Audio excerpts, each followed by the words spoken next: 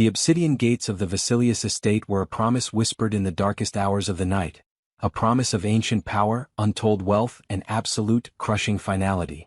Elias Vane knew this better than anyone. He stood shivering, not from the cold November air, but from the realization that he had just done the single most idiotic thing any mortal could do in the history of the world. Inside the massive, Gothic courtyard, bathed in the sickly green light of security lamps, was the event of the year, a rare congregation of the hidden world's elite, and at its heart, the centerpiece, Princess Lyra Vasilius. Elias wasn't supposed to be there. He was merely an anonymous, low-level researcher, a mere enthusiast who occasionally dug up forgotten occult texts and documented the shadows he found.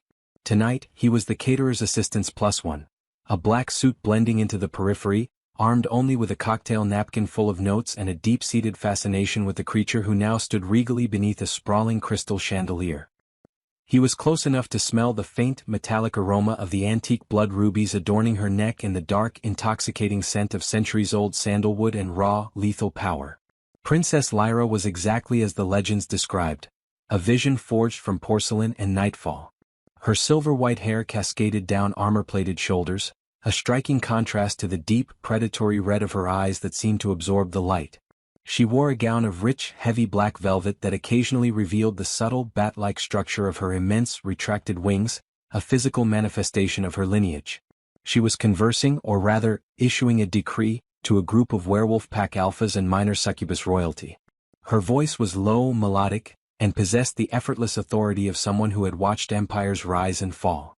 Elias leaned back against a marble column, taking a long, shaky sip of his stolen champagne.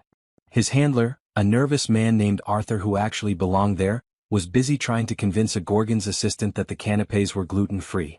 This was his chance. He needed one clear photo of Lyra's ancestral sigil, rumored to be etched onto the breastplate beneath her elaborate necklace. He raised his phone, pretending to check the time, zooming the camera to maximum digital distortion. The shot was fuzzy, useless. He sighed, letting his guard drop just for a second. She's flawless, Elias thought, his mind momentarily detached from his mission. An apex predator sculpted by the gods. To be her husband, to stand beside that, what would that even be like? A constant thrill, a lifetime on the edge of a knife. The idea was ludicrous, a desperate fantasy born of the champagne and the overwhelming presence of power. He let out a breath he didn't realize he was holding, the words leaving his lips in a sound that was barely a rustle against the background chatter, a private, ridiculous joke in a deadly serious world. "I wish I could marry her," he whispered, a smile touching his mouth, half mocking his own reckless imagination. He didn't say it to anyone. He said it to the marble column, to the empty space between them, to the ridiculous fantasy he had just constructed. The effect was instantaneous and terrifying. Lyra Vasilius, who was mid-sentence, explaining in chilling detail why a certain alpha's borders needed to be permanently redefined, stopped. The silence that followed was not merely the absence of sound. It was a physical pressure that crushed the breath from Elias's lungs and caused the vast assembly of supernatural beings to freeze in place, every head turning slowly towards the small, insignificant human leaning against the column. Elias's blood turned to ice water. He hadn't just thought it, he had said it. And in this realm, where intention and magic were often indistinguishable, he had said it far too close to the object of his fatal whim. Lyra turned her head.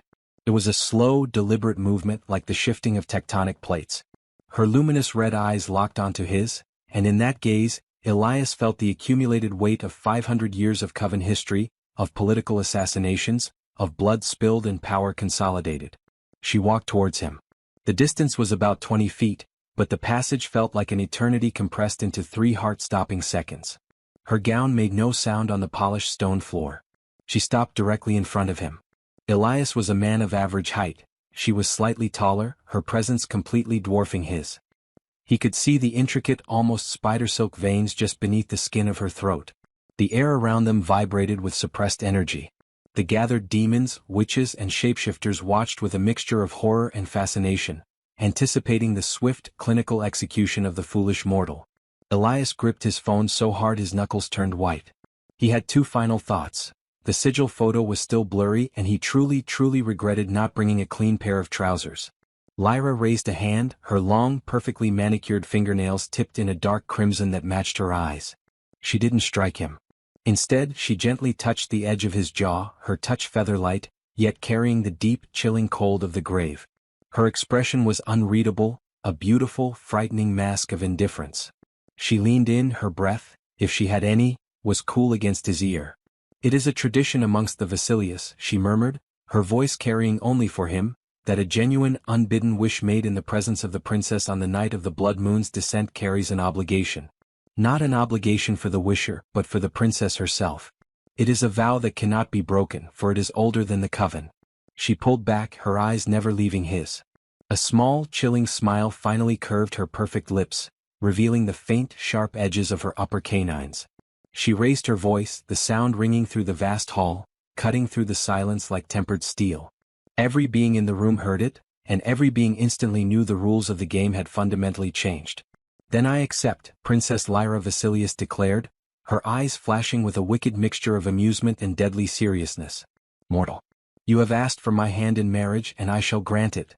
You are now bound to me and I, for a time, am bound to your idiotic, fragile heart. Let the preparations begin. I look forward to introducing you to my family, Elias Vane." The hall erupted in a chaos of shocked whispers. Elias, the man who merely studied the shadows, was now staring into the abyss, realizing his whispered joke had just become a terrifying, legally binding death sentence. His name, spoken so softly and yet so powerfully by the vampire princess, sealed his fate. He had wished for a thrilling life on the edge of a knife, and now he was tied to the hilt. The declaration hung in the air, thick and poisonous, like the incense burned during ancient, forgotten rituals. Elias's mind, usually sharp and analytical, was a frantic whirlwind of denial and paralyzing fear. Except, he hadn't asked. He hadn't proposed. He had whispered a drunken, fanciful thought into a marble column. Yet the absolute silence that returned after the initial shock confirmed the horrific truth. Lyra was serious.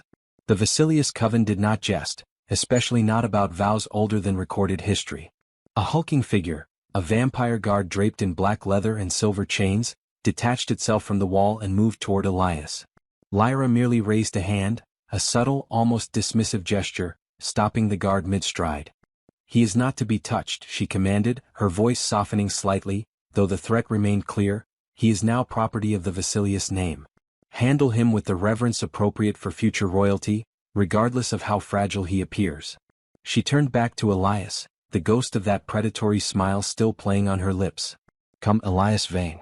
It would be highly impolite for the prospective groom to mingle with the common help after accepting a princess. We have much to discuss: protocols, blood testing, and naturally how we shall manage the unfortunate, yet necessary disposal of any past attachments you may have." Elias couldn't move.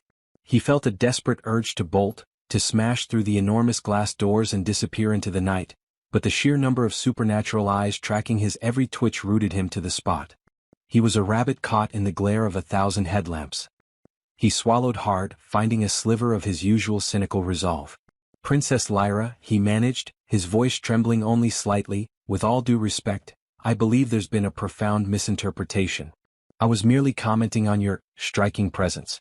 It was a rhetorical statement, a figure of speech. I certainly did not intend a formal contract of marriage." Lyra tilted her head, her silver hair catching the chandelier's light. The effect was terrifyingly beautiful. "Rhetoric? My dear mortal, the ancient vow of the blood moon cares nothing for your human semantics. You spoke a desire aloud in the heart of my domain, and under the rule of the elders, the princess must honor the pledge. To refuse would invite chaos and suggest weakness. Something the Vasilius bloodline does not tolerate. You made the wish, I bear the consequences, for now. Do you understand the simplicity of this transaction, or must I demonstrate the consequences of rejecting the vow?" She didn't wait for his answer. She hooked her arm through his, the grip surprisingly strong yet delicate, like steel wrapped in silk. "Good. Then we proceed." She steered him away from the stunned crowd and toward a discreet side exit flanked by 2 intimidating gargoyle statues. "And please," she added, her voice dropping to a dangerous whisper, "do try to look less like a sacrifice. It cheapens the entire ceremony." The moment they stepped out of the grand ballroom, the atmosphere changed from tense celebration to cold, calculated efficiency. They entered a labyrinth of silent, heavily guarded hallways, the walls lined with portraits of ancestors, all beautiful, pale, and possessing the same unsettling red gaze. Lyra led him into an opulent, library-like office, all dark wood and intimidating shelves filled with leather-bound tomes that smelled of old parchment and dust. She released his arm and moved behind a vast mahogany desk, taking a seat that looked suspiciously like a throne disguised as an office chair. She steepled her fingers, her gaze unwavering. "Elias Vane," she began, dropping the formal address, "let us dispense with the fairy tale. You are not some Prince Charming.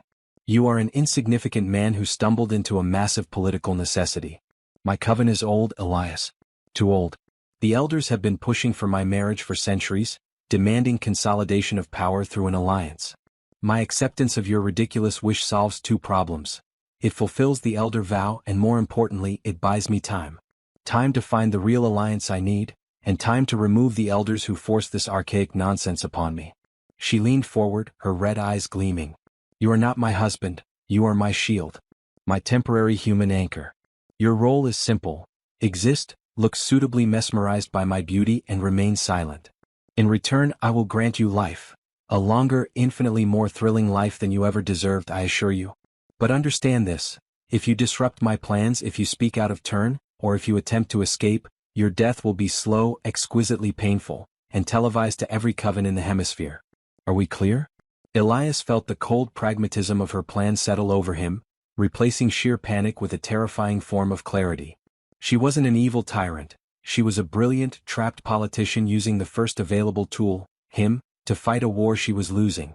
"Crystal clear, Princess," Elias replied, finding his feet. The fear hadn't gone, but the desire to survive, coupled with the unexpected intellectual challenge, sparked a tiny, reckless fire in his gut. "But if I am to be your shield, I must be a sturdy one.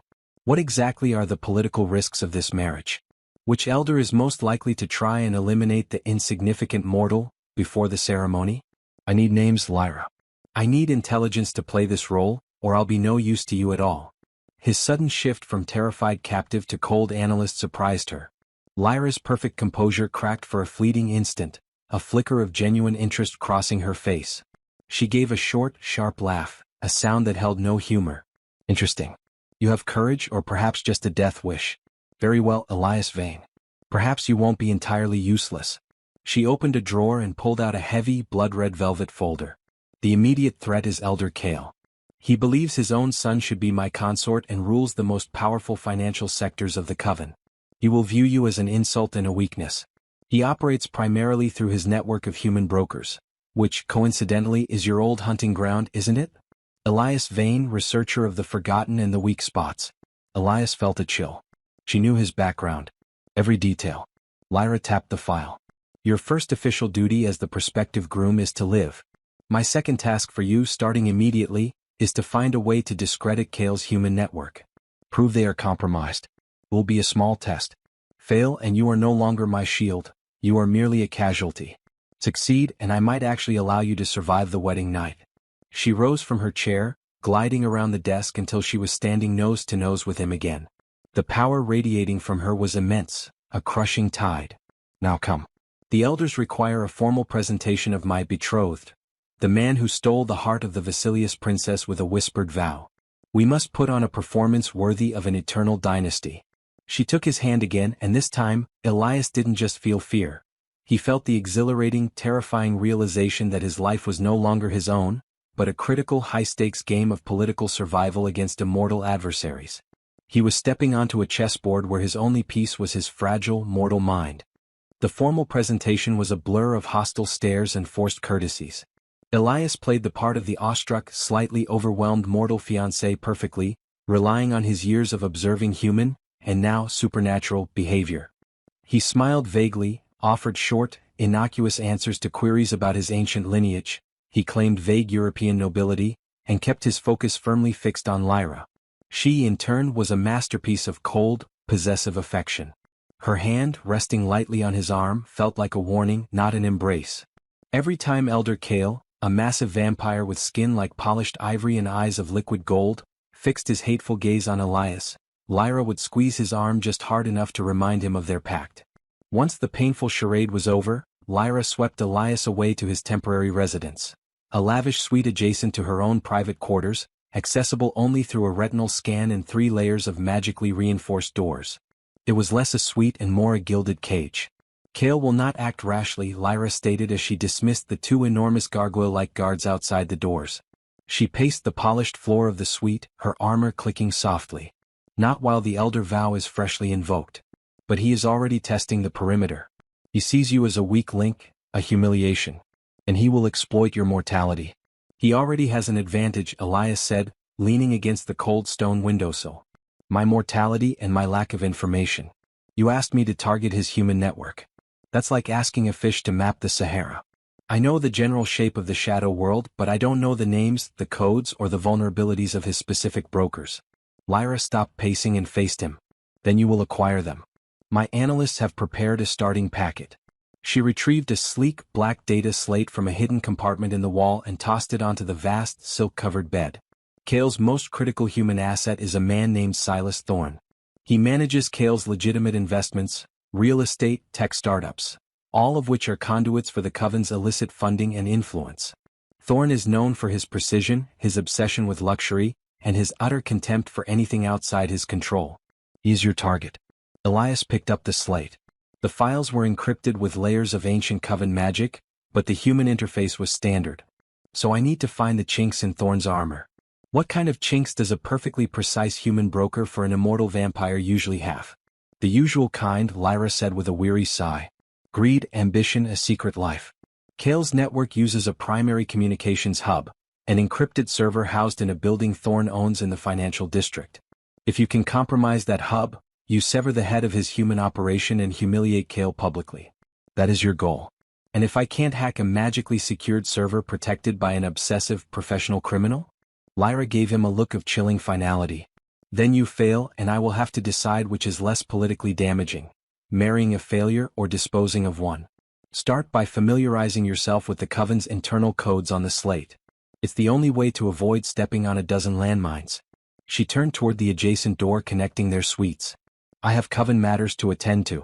Do not leave these quarters without my express permission, and do not trust any gifts, servants, or food offered to you by anyone other than my personal retainer, Marek. He is a centuries-old ghoul. His loyalty is absolute and entirely transactional. As she reached the door, Elias spoke again, his voice carefully controlled. Lyra. One question. If I manage to expose Thorne and weaken Kale, what exactly does a successful outcome earn me? Beyond continued survival. She paused, her hand hovering over the silver handle. Her fiery red eyes glanced back, momentarily softened by a shade of something unreadable, perhaps caution. If you succeed, Elias Vane, she said, her voice dropping to a low, powerful register, you will earn my respect. And in this world, mortal, the respect of a Vasilius princess is more valuable than any life insurance policy. She stepped through the door and closed it, leaving Elias alone in the oppressive luxury. The silence was heavy, broken only by the hum of the climate control. He flipped through the data slate. The information on Thorne was extensive but lacked the human element, the leverage. Elias knew that to beat a meticulous man like Thorne, he couldn't use brute force. He needed a psychological opening. He needed to find the one thing Thorne feared losing more than his life. The files detailed Thorne's vast real estate portfolio, his offshore accounts, and his meticulously planned life. But buried deep within a financial audit file, Elias spotted a small anomaly. A recurring high-value transfer every third month to a private, non-profit foundation known as the Seraph's Sanctuary, dedicated to the care of terminally ill children.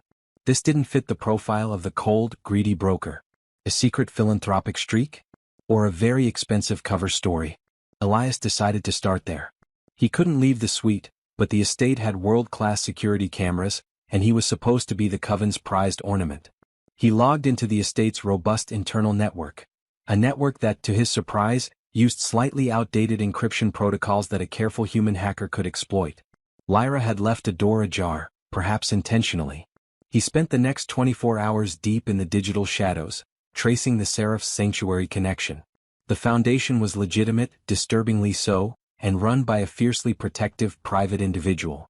Elias felt a surge of adrenaline. This wasn't just a financial transaction. This was personal. He managed to isolate one key piece of information, a photo subtly blurred and archived in an old newspaper clip detailing the foundation's annual gala. The image showed Silas Thorne, not in his usual tailored suit, but in casual clothes, smiling widely, holding the hand of a young girl. A girl with startlingly familiar pale skin and a wispy crown of silver-white hair, the kind that hinted at a rare genetic condition. Elias stared at the image. The girl's face was almost a mirror image of a younger Lyra Vasilius. No, not Lyra, but another member of her bloodline. A human child, possibly a Damphir, half human, half vampire, or perhaps a rare human relative Lyra had secreted away. Thorn wasn't just Cale's broker. He was protecting something precious and vulnerable linked directly to Lyra's ancient family. This wasn't a chink, this was a gaping hole. Elias had found his leverage. He had the secret life. But now the game was infinitely more dangerous because he realized Lyra might not even know about this child, or if she did, the stakes were now incredibly personal for the princess. His shield just became a weapon with a very sensitive target. Elias had been right about his gilded cage. Lyra's suite was luxurious but entirely isolating. The silence of the Coven estate was heavier than any city noise, constantly pressing in on him, reminding him that the nearest friendly face was 30,000 miles and several decades away. He spent the next few hours formulating his next move, rehearsing the conversation in his head. He knew that the only way to survive was to stop being the passive shield, and start being an active, if risky, partner. He used the internal communication panel to send a single cryptic message to Lyra's private terminal. I have the chink in Thorn's armor. It's a silver-haired child. Meet me immediately. This is not for Coven ears. It took precisely 7 minutes for Lyra to appear in his suite, without the need for the connecting door. She materialized from the shadows near the fireplace, an impossible feat of vampire speed and stealth. Her eyes were burning red, a clear sign of displeasure and heightened alarm. Elias Vane, she hissed, her voice low and dangerous, do not ever demand an audience with me like a pet demanding a treat. And what foolishness is this? A child. Thorn's weakness is his greed, not some sentimental human offspring. Elias held up the data slate, displaying the image of Silas Thorne smiling awkwardly next to the pale, silver-haired girl. He kept his expression neutral, masking the pounding of his heart. Princess, I believe your Coven security is overlooking the basics. Look closely at her. The hair, the eyes. She's not just a child. She's a Damphir, or a human with very specific, very rare genes. She is a mirror image of the Vasilius line's non-vampiric branch. He paused, letting the information sink in. And Thorn isn't protecting her for Cale. He's protecting her from Cale. Cale's network has been siphoning funds from the Seraph's sanctuary, the Foundation ostensibly protecting her, meaning Cale knows she exists and is manipulating Thorn into vulnerability. Lyra moved instantly, snatching the slate from his hand with a blur of motion. She stared at the image, her face a mask of shock and ancient fury. Her fingers tightened around the metal until Elias could hear a faint, distressed groan from the device. Impossible, she whispered, the denial fragile. My younger sister, Elara, left the Coven over a century ago. She vowed to live a mortal life. She was declared dead. This is a descendant. A threat. A weakness Cale can use to challenge my claim. Elias pressed his advantage. Exactly. If Cale proves there's a human relative of the Vasilius line that is dependent on his human asset, he can frame it as a scandal. Proof that the Vasilius blood is weak and easily compromised by mortality. It gives him political ammunition to delay your ascension and push his son forward. Lyra threw the slate onto the bed, the fury in her eyes now mixed with a terrifying, cold resolve. You understand too much, Elias. This changes everything. If Cale attempts to expose or worse, eliminate this child, the resulting chaos would destabilize the Coven for decades. The elders would descend and my position would be forfeit. Which is why you need a genuine partner now, Lyra. Not a shield, but a sword, Elias insisted, stepping closer, meeting her dangerous gaze. My leverage is not that I know this secret, but that I have the skills to exploit the Thorn side of the connection. Thorn's devotion to this girl is the true chink. If we can use his fear for her safety, we can turn him against Cale, forcing him to surrender the entire network's codes. Lyra studied him, the moment thick with the realization that the mortal she had enslaved was now offering her a lifeline that gave him entirely too much power. You propose a betrayal of the highest order, Lyra stated slowly. If this fails, Cale will flay you piece by piece and then burn down the sanctuary just to prove a point. Why risk your life for a political battle that is not yours? Elias allowed a flash of his inherent cynicism to show. Because, Princess, I have been forcibly betrothed to a creature of the night. If you fall, I die. If you succeed, I live. My survival is tied directly to your crown. If I help you secure your rule, I secure my life, and maybe, just maybe, I can negotiate for a less permanent arrangement down the line. We are tied together now. Let's make it work. A slow, predatory smile returned to Lyra's lips, but this time, it held a sliver of grudging admiration. A compelling argument, Elias Vane. You play the game well. Very well. We proceed with your plan. We use the child as bait indirectly. But you must never, under any circumstances, allow the child to be harmed. That lineage, however diluted, is still Vasilius. Her safety is paramount. Failure to protect her means immediate, terminal failure for you. Understood, Elias confirmed. I need full access to your resources. Encrypted lines, transport outside the estate, and your best physical operative. Thorn won't break with data alone. He'll break only when he believes his safe house has been compromised. Lyra nodded, the political gears already grinding. You will be given the codes for an encrypted mobile line. I will assign Corvus to you. He is my personal executioner, silent and efficient. He follows my orders, but you will give the tactical instructions. He is your shadow, Elias. Do not mistake him for your friend. She walked back to the fireplace, the shadows welcoming her. Before she vanished completely, she looked at Elias one last time, her eyes piercing the darkness. The first step is always the most dangerous, my dear future husband. Don't disappoint me. And then she was gone, leaving behind only the faint scent of ozone and ancient blood rubies. Elias looked down at the data slate, the image of the little girl now his primary weapon. He had survived the Coven's political fire, but now he had to walk through a mortal minefield, with a vampire executioner as his shadow. The transfer out of the Vasilius estate was less of an exit and more of a subtle, practiced vanishing act. Elias was given a simple, nondescript black suit and the encrypted phone. His shadow, Corvus, met him in the underground garage, a vast space housing vehicles that spanned centuries from electric Rolls-Royces to armored vintage tanks. Corvus was a silent, imposing figure, his skin the color of worn granite, his eyes deep-set and expressionless. He wasn't a vampire, but something older, possibly a specialized breed of ghoul, utterly devoid of warmth or empathy. I am Corvus. My orders are simple: protect the asset, obey the princess's consort, and neutralize threats. If you become a threat, the second order is revoked, Corvus stated, his voice a low, gravelly rumble that seemed to vibrate in Elias's chest. He didn't offer a handshake. He simply opened the door to a black, armored sedan that blended perfectly with the city's high-end traffic. Elias climbed in. Understood, Corvus. You're the muscle, I'm the brain. Our target is Silas Thorn. He owns a private office tower in the financial district, the Apex Tower. As Corvus drove with unsettling precision and speed through the deserted pre-dawn streets, Elias explained his plan. We can't just hack him from the outside. Kale's security will be too robust. We need to compromise Thorn physically, make him believe his sanctuary, the location of the child, is exposed. We need to leverage his fear. How is the sanctuary compromised without direct attack? Corvus asked, his eyes focused entirely on the road. Misdirection, Elias replied, glancing at the city lights blurring past. Thorn's entire life is built on meticulous control. He would have an elaborate, multi-layered security system around the sanctuary. But every strong security system has a tiny, mundane weakness: human complacency. Thorn trusts his security team. We will shatter that trust. The sedan pulled up near the Apex Tower just as the sun was beginning to break, casting the city in a cold, metallic light. The building was a sleek monolith of glass and steel, guarded by high-tech security, not supernatural power.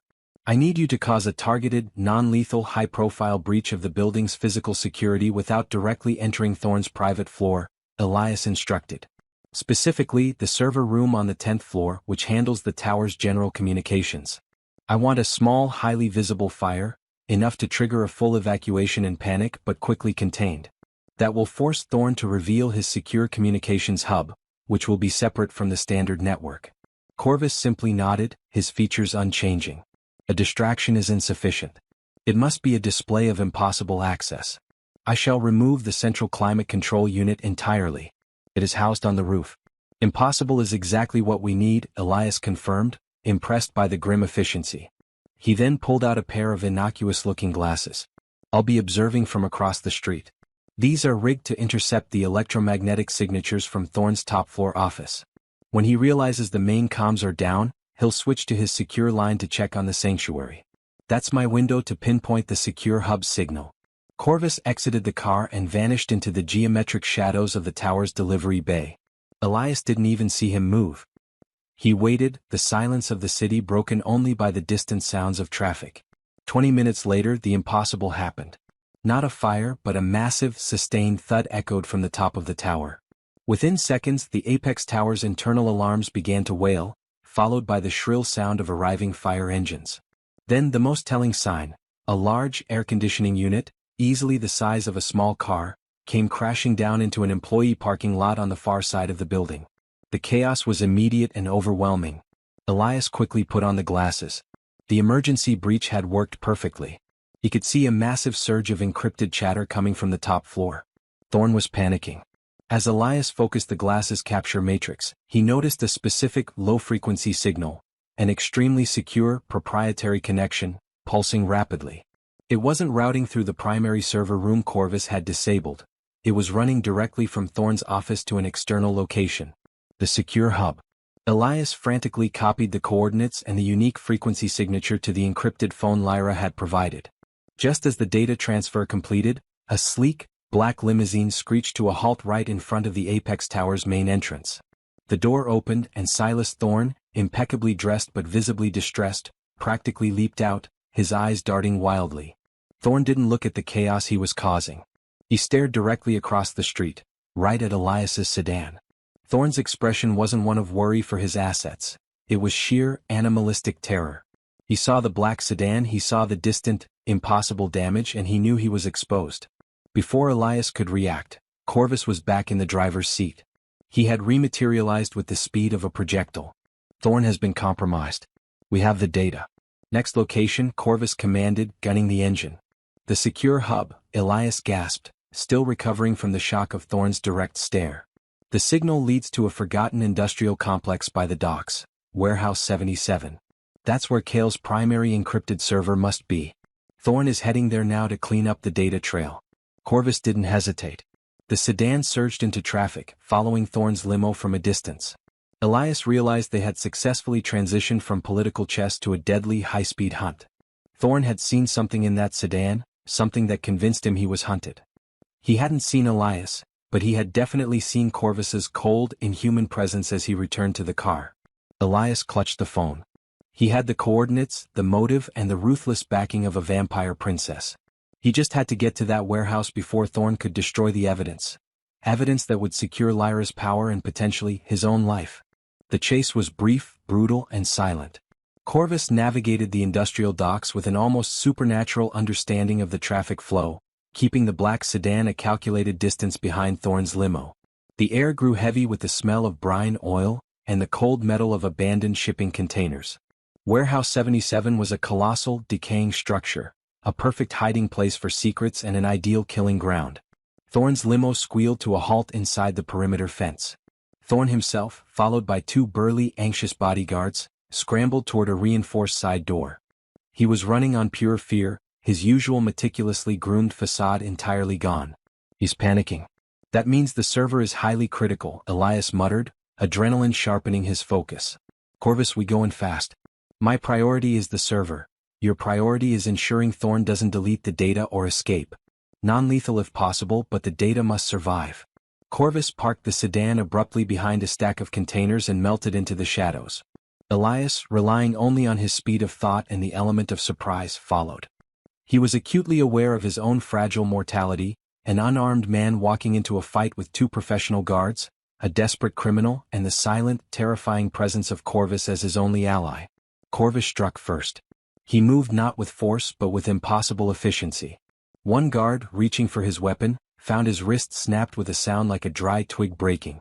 The second bodyguard collapsed without a sound, his carotid artery momentarily squeezed into oblivion.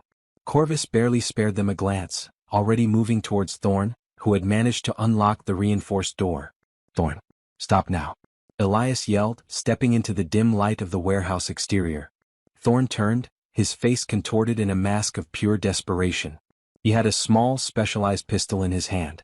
Stay back, Vane. You have no idea what you're messing with. Kale will destroy you. Kale's network is already exposed, Thorne. Elias retorted, relying on bluster and the shocking knowledge of the Damnfor child. We know about the Seraph Sanctuary, we know about the child, and we know Kale is using you as a pawn while draining your accounts. You're finished, Thorne. Give me the server access and I can guarantee the child's safety. Fight, and Lyra Vasilius will burn this complex to the ground, with you and your data inside it. The mention of Lyra Vasilius had the intended effect. Thorne's hand trembled, the pistol wavering. The name of the vampire princess was 1,000 times more terrifying than any bullet. He looked past Elias, locking eyes with Corvus, who had stopped just a few feet away, a silent, implacable harbinger of doom. You don't understand, they'll hurt her anyway.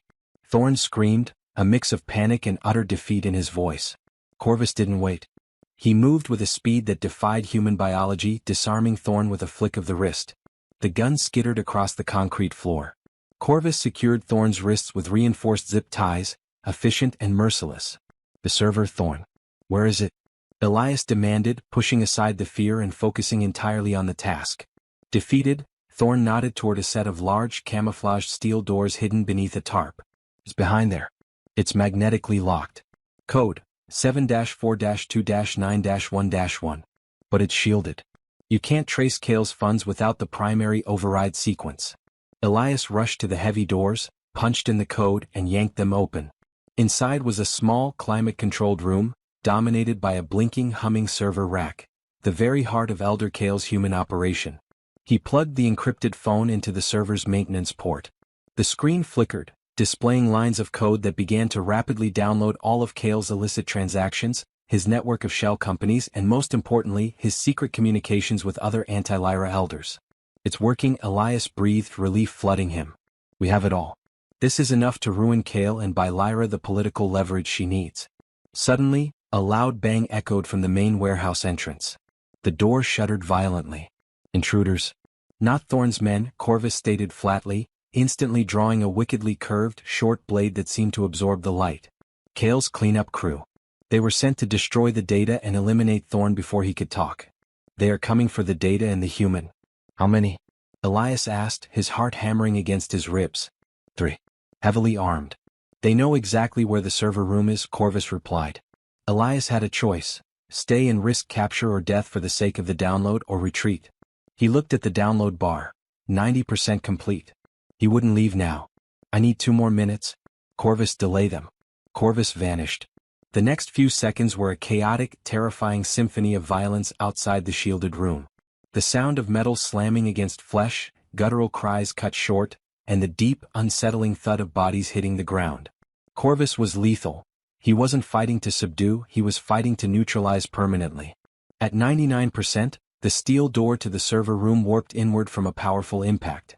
A massive, enraged man, one of Kale's hired human mercenaries, stumbled into the room, blood streaming from a gash on his face. He saw Elias, the server, and roared, raising a heavy assault rifle. Elias didn't move. He kept his finger on the phone screen, his eyes on the downloading progress. 100% complete. The mercenary squeezed the trigger. A flash of granite-gray skin. Corvus had positioned himself between Elias and the mercenary, taking the first burst of bullets directly into his chest. The impact should have torn him apart, but Corvus, despite the gaping holes and the spray of dark blood, didn't even grunt. He took 1 step forward, the curved blade flashing. The fight was over before the mercenary could reload. Corvus, you're hit. Elias cried, horrified. Corvus merely pushed the mercenary's lifeless body off his blade and turned to Elias, his wounds already visibly sealing themselves, though his breathing was heavy. Ghouls regenerate. A temporary inconvenience. The data vein. Elias quickly disconnected the phone. We have it all. Kale's network is in our hands. Then we leave, Corvus commanded, grabbing the zip-tied Thorne by the collar. As they exited the warehouse, leaving the carnage behind, Elias looked at the traumatized Thorne, then at the healing Corvus, and finally down at the small phone in his hand. He hadn't just secured Lyra's political victory. He had walked through a deadly trap and survived, armed with only his wits and Lyra's executioner. The balance of power had shifted. He was no longer just the joke fiancé, he was an operator. The return to the Vasilius estate was quieter but infinitely more tense than the exit. Thorne, now a broken man, was huddled silently in the back seat, zip-tied and covered in dust, the realization of his catastrophic failure sinking in. Corvus drove with the same granite efficiency, his massive frame radiating quiet menace. Elias, sitting shotgun, kept his fingers tightly wrapped around the phone containing Kale's entire illicit network. The data felt heavy, not just with information but with the immediate political power it represented. They re-entered the garage through the same inconspicuous side entrance. Lyra was waiting, standing beneath a single harsh fluorescent light, looking less like a princess and more like the general of a conquering army. She wore a simple, dark tunic, her wings fully retracted but her presence sharp, expectant, and dangerous. Elias stepped out, holding up the phone like a trophy. "Report complete, Princess. Kale's network is exposed. Every transaction, every shell company, every coded communication with his allies, it's all here. We have the leverage to not only neutralize him politically but possibly financially cripple his entire lineage." Lyra did not move, but a flicker of something close to triumph crossed her red eyes as she took in the sight of the phone and the subdued Thorn. She looked past Elias to Corvus, noticing the dark stains on his granite skin and the speed with which the ghoul's wounds were closing. "Corvus, your report," she commanded, her voice cutting through the garage's silence. "Mission objectives achieved. Data secured. Thorn contained. Threat elements neutralized. Vane performed efficiently, demonstrating keen tactical foresight. Minor tissue damage sustained. Regenerative cycles nominal," Corvus reported in his gravelly monotone. Lyra's attention snapped back to Elias, a new appraisal in her gaze. She walked towards the car and stopped by Thorn's door, looking down at the defeated man. "Silas Thorn," she purred, her voice laced with venom. "You chose a poor master and a worse defense. You will now give Elias the override sequence for the sanctuary's security. You failed Kale, but you still have time to save the child." Thorn looked up, his face pale and wet with unshed tears. "She's all I have left. They promised me protection." "Kale promised?" "Kale promised you nothing but a convenient grave when you outlived your use," Lyra cut him off coldly. "Give Elias the code now, and I guarantee the child's survival and continued protection under the Vasilius name. Refuse, and I will hand you over to Kale's remaining men. They will not be gentle." Thorn broke. He rattled off the complex, multi-layered code for the sanctuary's hidden security system. Elias quickly transcribed it onto the phone. With the code secured, Thorn's utility was officially over. Lyra nodded to Corvus. "Take Thorn. Confine him. He is now a state secret. No one touches him without my direct command. Understand, Corvus?" "Understood, Princess," Corvus replied, hauling the defeated broker out of the car and disappearing into a service elevator. Elias and Lyra were left alone. The political victory felt palpable, an almost physical entity between them. "You have succeeded, Elias Vane," Lyra said, finally allowing herself a small, dangerous smile. "You have bought me months of freedom and inflicted a wound on Kale that will fester for years. I am impressed. I did not believe the mortal would survive the first 24 hours outside the gates." "Your respect, Princess Lyra, is noted," Elias replied, keeping his tone measured. "Now we must use this data to expose Kale before he can formulate a counterattack. And we must address the child, your family." Lyra's smile vanished, replaced by an ancient coldness. "The child is irrelevant to you. She is a complication, a weakness, but now she is my complication. The data is what matters. You will upload the core findings to my secure Coven drive. We will call a convocation of the elders at dawn." Elias hesitated. He held the phone, the source of all her power, in his hand. It was the only leverage he had left. He looked straight into her predatory red eyes. "Before I hand over this victory, Lyra, we need to finalize the terms of our partnership," Elias stated, surprising himself with his own audacity. "I played the spy, I risked my life, and I acquired the key to your throne. I am no longer just the unfortunate human who whispered a wish. The child is not irrelevant, she is my insurance policy. I need a clear, unalterable agreement that upon your consolidation of power, our forced betrothal is dissolved, and I am released, with full protection and a comfortable stipend." The air crackled. Lyra's face contorted with suppressed rage. No mortal dared to bargain with a Vasilius princess after delivering a victory. "You dare to ransom my own victory, Vane?" she hissed, stepping so close Elias could feel the cold emanating from her skin. "I could take that phone from your hand and crush your larynx before your brain registered the pain. You are disposable." "Perhaps," Elias agreed calmly, not backing down an inch. "But you cannot access the elders' votes, Lyra. Only a convocation of the elders can dissolve the Blood Moon vow, and you need this data to force that meeting and secure the votes. You need me alive to testify to the full scope of Kale's betrayal. And if I die mysteriously before the meeting, the data will be sent to the Elder Council by a timed release. You get the victory, but only if I walk away intact, Lyra. That is my price for the crown." Lyra stared at him, her chest rising and falling slowly.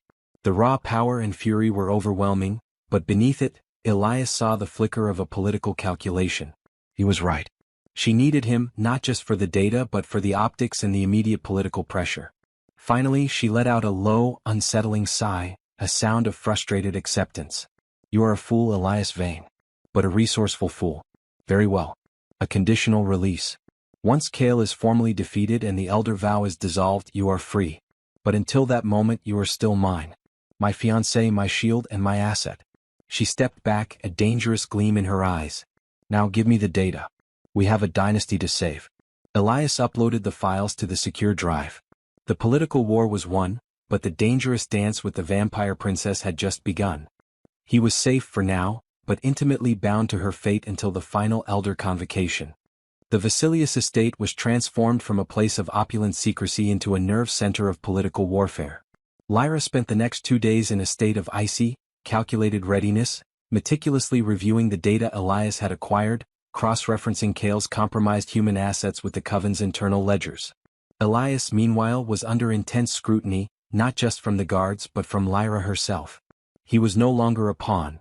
He was a valuable, irritating weapon she had to maintain. One evening, Elias found Lyra in her private library, standing before a massive, three-dimensional holographic display projecting the family tree of the Vasilius line. The branches stretched back over millennia, each name a testament to power and ruthless survival. The elder convocation will be called in 48 hours, Lyra said without turning, her voice flat. It is the only time the blood moon vow can be officially addressed and dissolved, or, in your case, confirmed permanently. Elias walked closer, drawn to the display. He found the branch belonging to Alara, Lyra's younger sister, marked with a red, chilling notation, disowned. Mortal life chosen. Status, deceased. The child, Elias stated softly. The descendant. What is her name? And why didn't you try to bring her back into the coven? Lyra turned, her expression heavy with a sadness that looked alien on her beautiful, lethal face. Her name is Seraphina. The coven must never know her true identity. Alara chose mortality to escape the politics, the endless thirst, the constant demand for power. She chose to be human. When she left, she begged me to honor her choice, to let her line live in peace, protected but apart. I swore I would. That oath is the last piece of genuine loyalty I have left. Lyra's admission was a crack in her impenetrable armor. Seraphina is not just a political weakness, Elias. She is a living reminder of the life I chose not to have, the freedom I sacrificed for this crown. Kale knew that. He used Thorn not to eliminate her, but to force me to choose between my oath and my throne. And what did you choose? Elias pressed, studying her intently. I chose to secure her safety, indirectly by securing the power to defend her, Lyra admitted, her red eyes burning with a new intensity. The sanctuary codes Thorn gave you, they're genuine. I've had Corvus place a silent, permanent patrol around the facility. She is safe for now. But if the elders learn of a human descendant, they will view it as a gross contamination of the bloodline. She would be hunted and exterminated. Elias realized the true danger of his situation. His survival was not just tied to Lyra's politics, but to Seraphina's secrecy. Then we proceed with absolute precision at the convocation, Elias said, his voice firm, shifting back into the role of Lyra's tactical advisor. We hit Kale with the data, we secure the elders' votes, and we dissolve the vow before Seraphina's existence can be raised. You need to focus on the Elder Council's neutral members, the ones who favor stability over blood purity. Lyra nodded, a brief moment of professional respect passing between them. The convocation is held in the deepest chamber of the estate, the Crypt of Whispers. Only the elders, the princess and the supplicant, that's you, may enter. You must be prepared for the pressure. The crypt amplifies emotion and fear. They will use every psychological tactic to make you crack. She paused, stepping closer, her presence magnetic and overwhelmingly intimate. You need to look the part of a besotted, yet respectable mortal who genuinely won my heart. It must be convincing. No hint of the pragmatic alliance we share. If they believe you are a co-conspirator, they will use that against me, invalidating the vow's requirement for a genuine desire. I've been preparing, Elias replied dryly. But I need one thing from you. Genuine emotional support, not threats. If the elders see a single fissure between us, they will exploit it. For the next 2 days, we are an unbreakable, utterly devoted couple. Lyra's eyes narrowed, but she conceded the point. Agreed. Until the moment the elder vow is dissolved, You have my full, convincing loyalty. We start now. She reached out and instead of a cold clasp, she placed her hand gently on the back of his neck, pulling his face toward hers. Elias froze, expecting a political kiss, a show for an invisible audience. Instead, Lyra looked deeply into his eyes, her gaze complex, a mix of calculation, relief at their shared secret, and the strange, desperate loneliness of an immortal forced into continuous battle. Remember the risk, Elias Vane, she murmured, her voice losing its royal edge and sounding surprisingly close to genuine warning. Win this for me and you win your freedom. Fail and you are bound to me eternally as my husband and my first sacrifice. She didn't kiss him. Instead, she leaned her head against his shoulder for the briefest of moments, a flicker of mortal exhaustion she would never show anyone else. It was a gesture of profound, shocking vulnerability. The most feared vampire in the world was leaning on a simple human for support before the most important meeting of her life. Elias was stunned. He realized then that his affection for the princess was no longer just the product of a drunken wish. He respected her sheer, terrifying will to survive and protect what she loved. He had to win. Not just for his life, but for the fragile stability of her family and the safety of the little silver-haired girl named Serafina. He placed his arm around her, returning the intimate, dangerous gesture.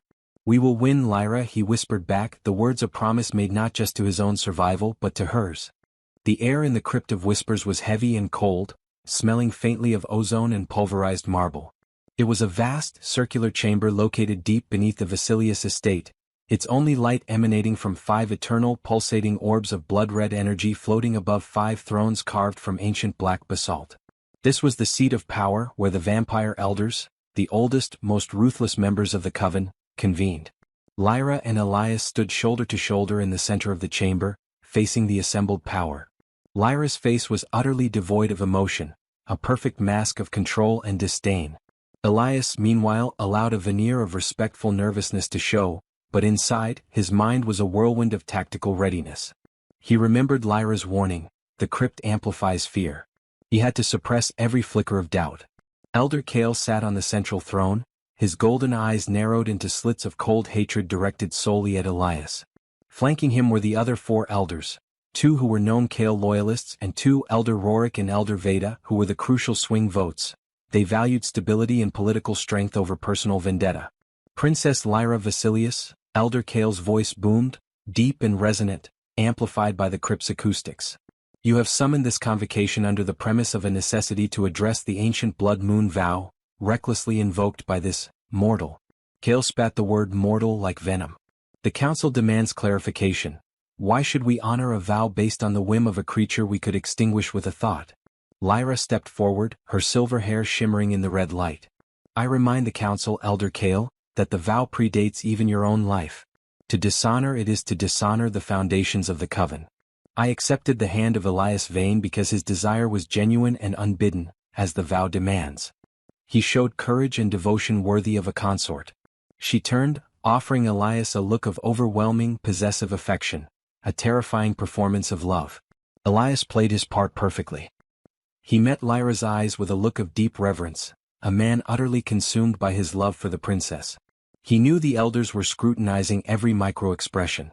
Kale slammed a fist on his throne, the sound echoing ominously.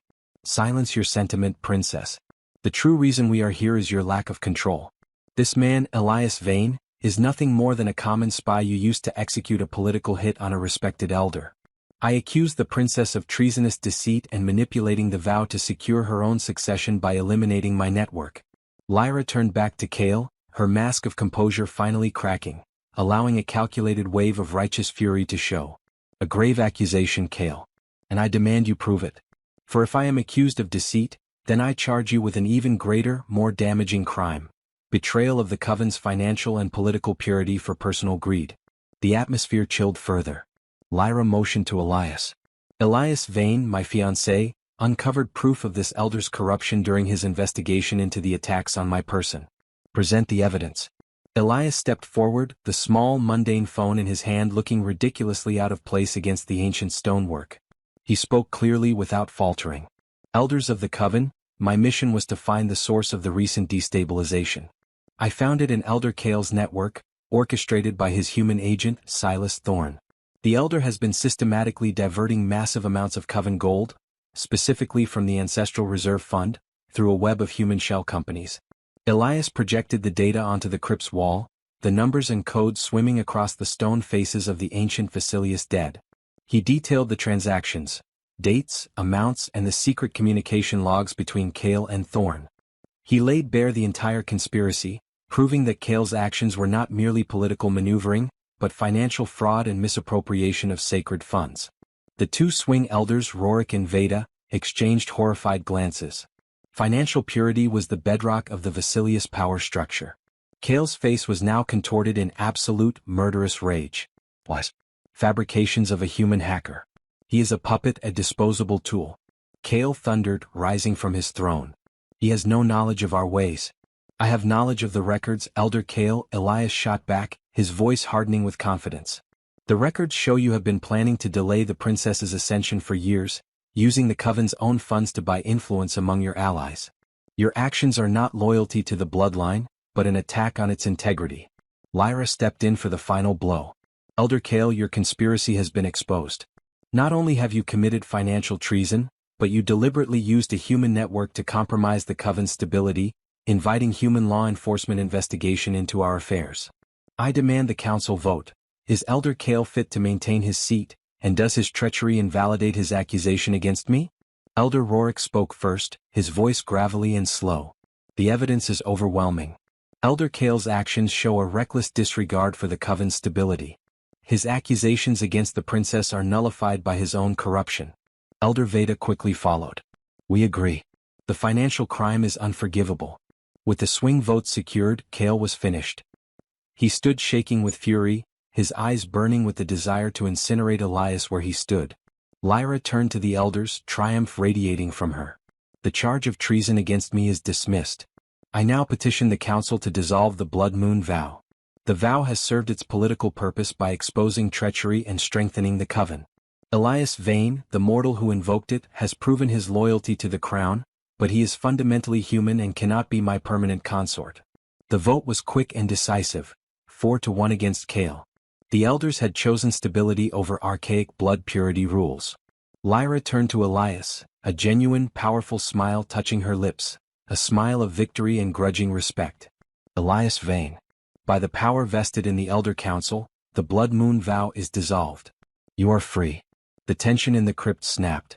Elias felt a sudden, dizzying lightness, the weight of eternal danger lifted from his shoulders. He was free. He had faced down the immortal ruling class and won.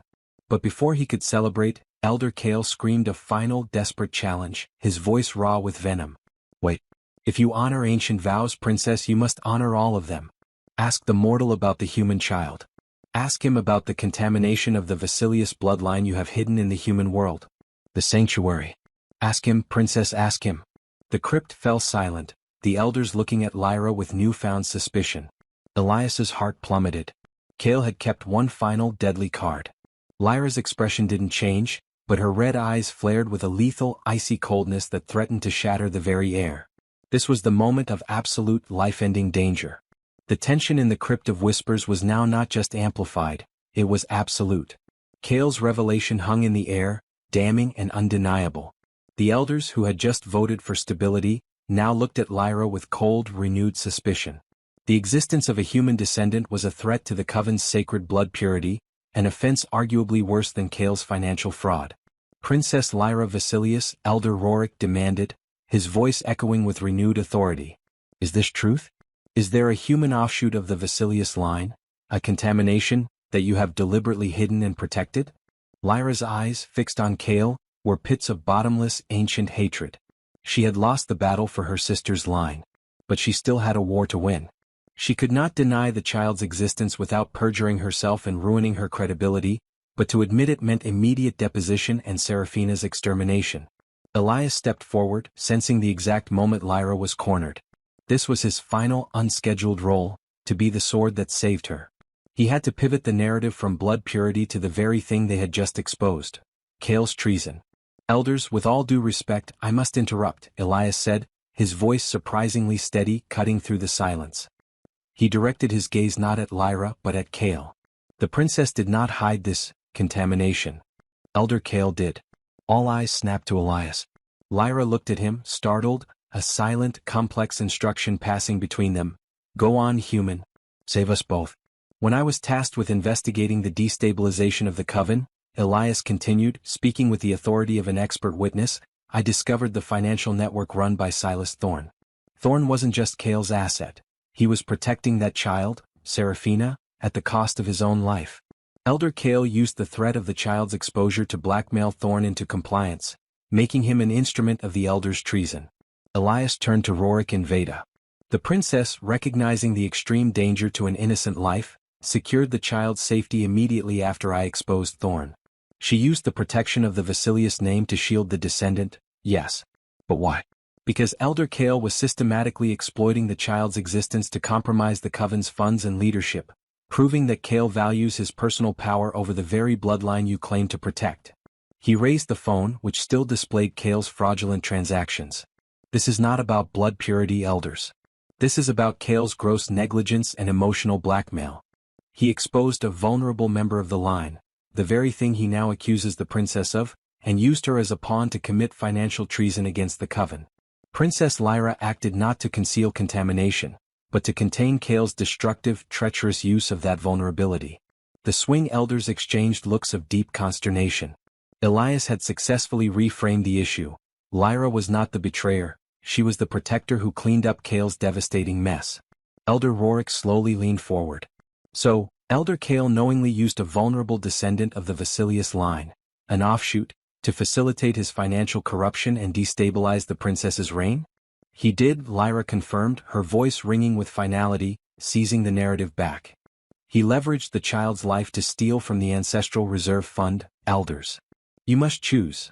Do you condemn me for protecting a member of our extended family from a power-mad traitor, or do you condemn the traitor who attempted to use the family's blood to fund his rebellion? The choice was clear. Cale's corruption had already been proven. To accept his last-ditch accusation would mean excusing his treason. Elder Rorik delivered the final verdict. Elder Cale, your financial crimes are established. Your final accusation is deemed a desperate, self-serving attempt to distract from your treachery, further proving your unfitness to sit on this council. By the ancient right of the coven, you are stripped of your title and your influence. Your assets will be seized, and you will be confined to the south wing for eternal contemplation. Cale let out a guttural scream of pure, incandescent rage, lunging toward Elias. Mortal. You have ruined me. Before Cale could take a single step, two immense, silent guards, appearing from the shadows of the crypt, seized him. Lyra watched, utterly unmoved as the disgraced elder was dragged away, his screams fading into the stone walls. The ordeal was over. Lyra was victorious. Her throne was secured, and the blood moon vow was dissolved. Lyra turned to Elias, her expression complex: triumph, exhaustion, and a strange, powerful respect. The council has recessed. You are officially free, Elias Vane. You may leave the estate now with the terms we agreed upon. Your stipend and lifelong protection are guaranteed. Elias felt the relief rush through him, massive and pure. He was alive. He was free. He had beaten the immortals at their own game.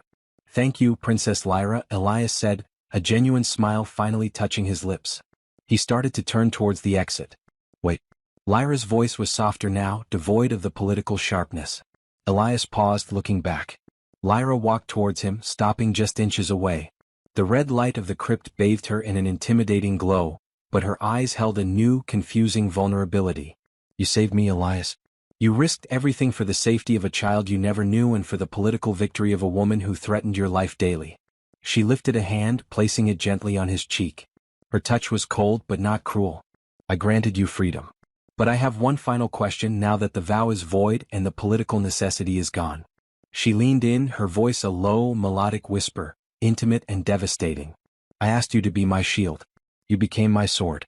I secured my throne, but the solitude is eternal, and the battles will never cease. What now? Do you truly wish to walk away from this life? From me? Elias looked into her beautiful, dangerous eyes. The life he wished for, the quiet, cynical life of a researcher, was now dull, utterly insignificant compared to the chaos and thrill of standing beside Lyra. He had seen the heart of the Vasilius coven, and he had secured the chance to negotiate his life on his own terms. He didn't want the crown, but he didn't want the silence either. He wanted the edge of the knife. He wanted her. He reached up, covering her hand with his. Lyra, he said, the old familiarity returning. The vow is dissolved. I am free. But maybe I want to see what happens when the human stays not out of necessity but out of choice. Lyra's breathtaking, genuine smile returned, more dangerous and alluring than any political threat. Then your first free choice is a dangerous one, Elias Vane. And I accept it. The quiet of the Vasilius estate, post-convocation, was deceiving. It was the silence not of peace, but of a predator digesting its kill. Elder Kale was neutralized, but his allies were simmering, and Lyra, now the de facto ruler, faced the daunting task of cleaning up decades of corruption and securing her position permanently. Elias, the former human researcher now willingly residing in the heart of the coven, found his new role to be far more complex than that of a fiancé. He was now Lyra's consort in choice, a title that confused and infuriated the few remaining elders in Lyra's conservative court. He had his freedom, yet he chose to stay, a testament to Lyra's strange power and his own acquired taste for danger. Their new arrangement was a delicate dance of power and intimacy. Lyra was the vampire princess, cold, demanding, and constantly immersed in the brutal mechanics of coven governance. Elias was the human anchor, using his keen analytical mind to filter the complexities of immortal politics and often, simply to remind her of basic human ethics, a concept Lyra found quaint but sometimes strategically useful. One afternoon, Elias entered Lyra's war room, where she was reviewing security schematics. She wore a tailored suit of charcoal gray, radiating authority. The good news, she stated without preamble, her red eyes focused on a projected map, is that Kale's network is fully dismantled.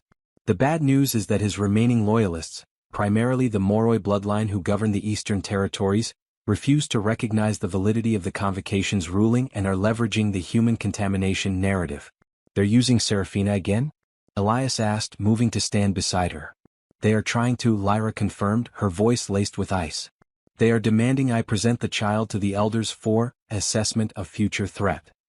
A thinly veiled attempt to force an execution and seize my crown under the pretense of purifying the bloodline. We can't risk it, Elias said instantly. Serafina is safe and we need to keep her that way. We need to cut the head off the Moroi opposition before they gain momentum. Precisely, Lyra agreed, finally looking at him. The Moroi patriarch, Elder Marius, is a traditionalist fool. His weakness is his ambition for his son, Lord Damien, to marry me and merge our power. He is predictable, which is our advantage. Elias realized the true weight of his new role. He wasn't just advising Lyra. He was part of the problem she had to solve, a constant thorn in the side of anyone who wanted her hand or her crown. We need a public, undeniable display of your commitment to stability and power, Elias mused, rubbing his chin. Marius is banking on the coven believing you are unstable, desperate, and compromised by humanity. We need to show them the opposite. You need a formal ascension ceremony, not just a succession but a full coronation, and I need to be presented not as your husband, but as your chosen, indispensable advisor. Lyra's lip curled slightly. An ascension ceremony hasn't been held in 4 centuries. It is an archaic, tedious affair. It's also an absolute power play, Elias countered. It forces every major house to attend and swear allegiance publicly. And it gives you the stage to utterly humiliate Marius. Lyra smiled, a slow, predatory expression that Elias was growing disturbingly fond of. And how, exactly, does my human advisor suggest I humiliate a centuries-old elder at my own coronation? We addressed the contamination head-on, Lyra. Not with Serafina but with me, Elias explained. Marius views me as your ultimate shame.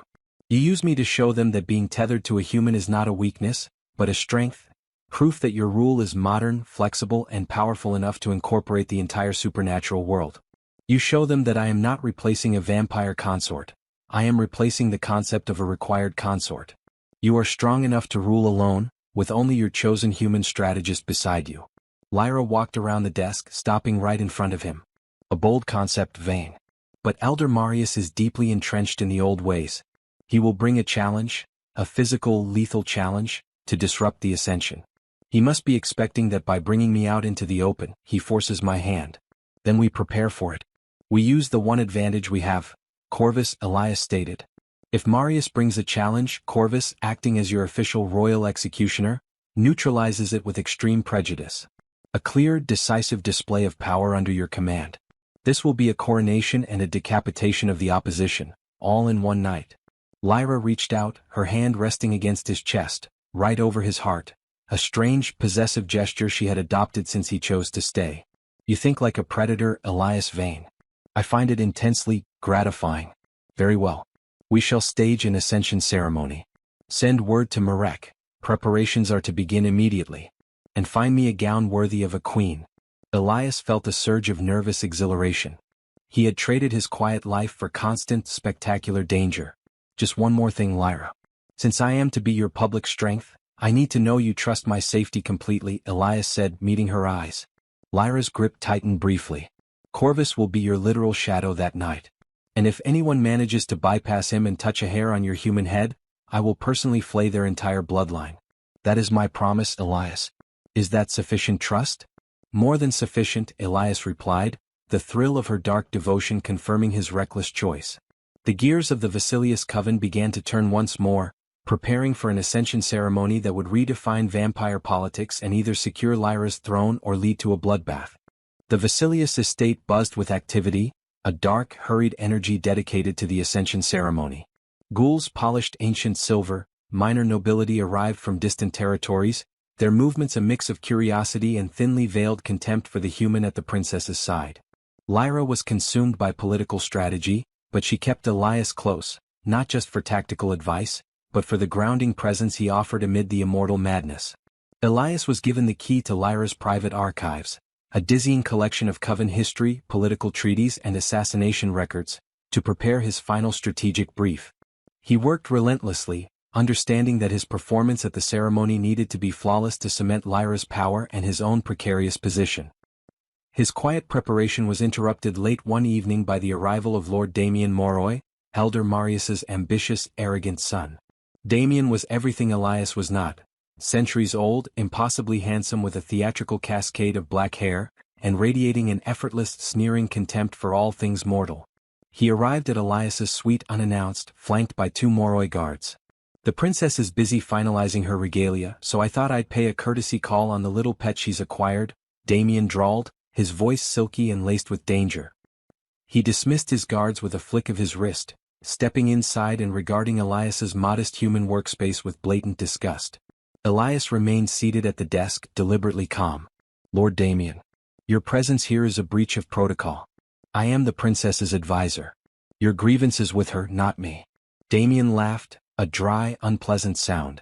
Grievance? No. I merely came to offer a friendly word of advice. You've convinced yourself you're an asset, Vane. You're a temporary amusement. A shiny distraction Lyra used to dispose of Kale. But the Moroi bloodline does not tolerate contamination. We believe in purity. My father, Elder Marius, will formally challenge the princess's right to rule at the Ascension based on your continued presence. He leaned closer, his vampire senses undoubtedly picking up the frantic beat of Elias's heart. You see, Vane, Lyra needs to consolidate power, and the elders need her to produce an heir. A strong, pure-blooded heir. You can't give her that. I can. You are an insurmountable obstacle to stability. Stability based on archaic rules and outdated genetics, Elias countered, finally rising to meet Damien's gaze. Lyra has shown the Coven that the old ways breed corruption, not strength. Kale's treason proved that. My value is that I think outside the immortal echo chamber. I provide clarity where your politics provide only endless shadow boxing. Damien's smile tightened, the threat becoming sharper. Noble words. But here's the reality. At the Ascension, my father will present a formal challenge, demanding Lyra prove her commitment to the Coven's future by publicly disposing of the human weakness. That means you. Lyra can either execute you and gain the Moroi's unwavering loyalty, or she can protect you and plunge the Coven into civil war. Which choice do you think a shrewd politician will make, Vane? He circled Elias slowly, like a snake preparing to strike. Lyra is powerful, but she is pragmatic. She will choose the throne. And when she does, I will be the one standing where you are, preparing to unify the territories with her. You will be a smear on the marble floor. Consider leaving Vane. No. Before the blood is spilled. Elias met his stare, refusing to show fear. You assume Lyra is predictable, Damien. You assume her loyalty to the throne outweighs her loyalty to her promises. You're making the same mistake Kale made, underestimating her intelligence and, more importantly, her willingness to break the rules. Then let's make a small wager, mortal, Damien purred, his eyes flashing momentarily. He took a heavy antique signet ring, a Moroi heirloom, from his finger and dropped it onto Elias's desk. Keep this as a reminder. If Lyra chooses you, I'll allow you to keep the ring. If she chooses the coven and my family, I will retrieve this ring from your cold, lifeless throat. Either way, I'll see you at the ceremony, Vane. Damien turned and vanished as quickly and silently as he had arrived, leaving behind the chilling scent of expensive cologne and ancient malice. Elias walked to the desk, staring at the ring. The message was clear. At the Ascension he would be the sacrificial lamb. He had secured Lyra's freedom, and now she would have to secure his life against the combined might of her own court. He immediately contacted Lyra. When she arrived, she found him standing by the window, the Moroi ring heavy in his palm. Lyra took the ring, examining the Moroi crest, a coiled serpent intertwined with a scepter. Marius sent his attack dog. He is terrified. Good. He's not just testing Lyra. He's issuing an ultimatum, Elias said, recounting Damien's threats. He is certain that you will choose the political peace he offers over the inconvenient human. He believes he has you trapped. Kill me and marry Damien, or protect me and start a civil war. Lyra's eyes flashed with fierce, possessive anger, not at Elias but at Damien's arrogance. She crushed the Moroi ring in her hand, the sound of shattering metal barely audible. Elder Marius believes the Vasilius coven is desperate, she hissed, letting the pulverized metal dust fall to the floor. He believes my weakness is my need for an heir. We will show him the Vasilius bloodline requires neither his son nor his approval. We will show him that my choice is my only necessary power. Lyra reached for Elias, pulling him into a hard, non-romantic embrace, a fusion of shared danger and political unity. Marius and Damien will get their challenge, Elias. But they won't get their answer. They will get their punishment. You just have to stand still and look suitably devoted while I break their entire lineage for daring to threaten what is mine. The Ascension ceremony was held in the Vasilius Grand Hall, a space usually reserved for the Coven's darkest rituals, now transformed into a breathtaking display of power and ancient wealth. Thousands of flickering plasma flames illuminated the space, casting long, menacing shadows across the assembly of supernatural elite. Every major bloodline, from the ancient Lycans to the elusive witches of the Vale, was represented. The atmosphere was a volatile mix of reverence, fear, and barely contained hostility directed at the unassuming human standing near the throne. Elias Vane stood at the foot of the dais, dressed in a perfectly tailored dark suit that made him look sober and serious amid the shimmering medieval splendor of the immortals. He was acutely aware of the countless vampire eyes, cold and assessing, fixed upon him. He was the anomaly, the disruption, the ultimate insult to the concept of purity. Corvus, his assigned shadow and protector, was a silent sentinel standing guard behind him, his granite features utterly impassive. A hush fell as Princess Lyra Vasilius made her entrance. She was not merely dressed, she was armored in majesty. Her gown was made of deep crimson silk interwoven with actual silver plate mail across the shoulders and bodice, a blend of queen and warrior. A tiara of black diamond filigree sat upon her silver hair, and her expression was one of absolute, unyielding dominance. She didn't walk to the throne, she ascended it. The ceremony began with archaic vows and blood oaths, all meaningless formalities until the crucial moment, the presentation of the consort. Let the coven hear the decree. Lyra's voice resonated through the hall, amplified by subtle coven magic. The Vasilius bloodline requires no external alliance, no male consort to secure its future. The strength of the throne is the intelligence and control of its ruler. However, the ruler requires trusted counsel. She gestured to Elias. Behold, Elias Vane, the mortal who exposed the treason of Elder Kale and saved the coven from financial ruin. He is not my husband. He is my chosen consort in choice, my chief advisor, and a testament that this dynasty will now embrace intellect and adaptability over tired, ancient blood. His safety is my priority, his counsel my command. The declaration was met with a low, collective murmur of disbelief and outrage. This was Lyra's humiliation of tradition. Suddenly, a booming voice cut through the hall. Elder Marius Moroi, a giant of a vampire with a heavy fur-trimmed cloak and a face contorted by fury, stepped forward, dragging his arrogant son, Lord Damien, into the spotlight. This is blasphemy, princess. Marius roared. You insult the elders, you insult the blood, and you mock the future of this coven. Your rule is weakened by this mortal, this contamination you elevate. We will not stand for it. I demand the trial of proof. Let the mortal prove his worth, or let him be executed for his audacity. The trial of proof was a near-mythical challenge, A lethal test of combat between the accused and the challenger's champion, usually to the death. The entire hall leaned forward in anticipation. Lyra remained seated, utterly composed.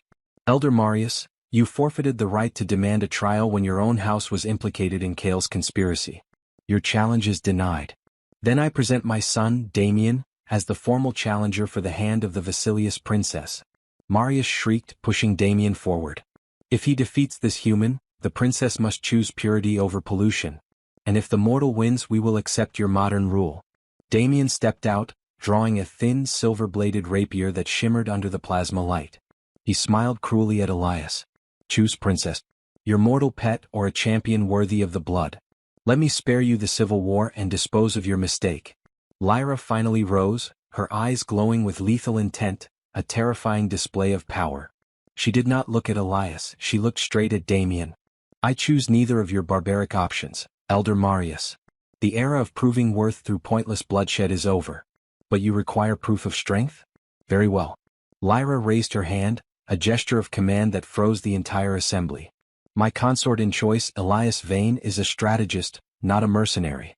He is not a combatant. She paused, her voice dripping with possessive menace. But his protection is absolute. If you demand a trial of proof, then you will face my champion, the embodiment of my will and my power. Lyra did not motion to a legendary warrior. She turned, her gaze locking onto the silent, imposing figure behind Elias. Corvus. Lyra commanded, the name echoing like a death knell. You are the sword of the Vasilius throne. I want the Moroi bloodline's challenge neutralized. Not defeated. Neutralized. And I want a display of power that ensures no other house dares to question the purity of my rule, or the authority of my choices, ever again. Corvus stepped forward, gliding past Elias. He was the perfect executioner, inhuman, silent, and terrifyingly efficient. Damien's confident sneer faltered as he finally saw the true brutal nature of the ghoul assigned to Elias. Corvus drew his wickedly curved, short blade, the same one that had dealt with Kale's mercenaries, and slowly advanced toward the arrogantly posed Lord Damien Moroi. Elias felt a cold calm settle over him. He was safe. Lyra had chosen him, and now she was teaching the Coven a brutal lesson in loyalty and power. The Moroi had asked for a fight, but Lyra was giving them an execution that would be whispered about for centuries. Lord Damien Moroi's confident sneer froze as he registered the switch. He had prepared to duel a clumsy mortal. Instead he faced Corvus, the silent executioner, whose gray skin and unervingly still demeanor screamed of centuries of killing experience. You bring a ghoul to a noble trial, princess?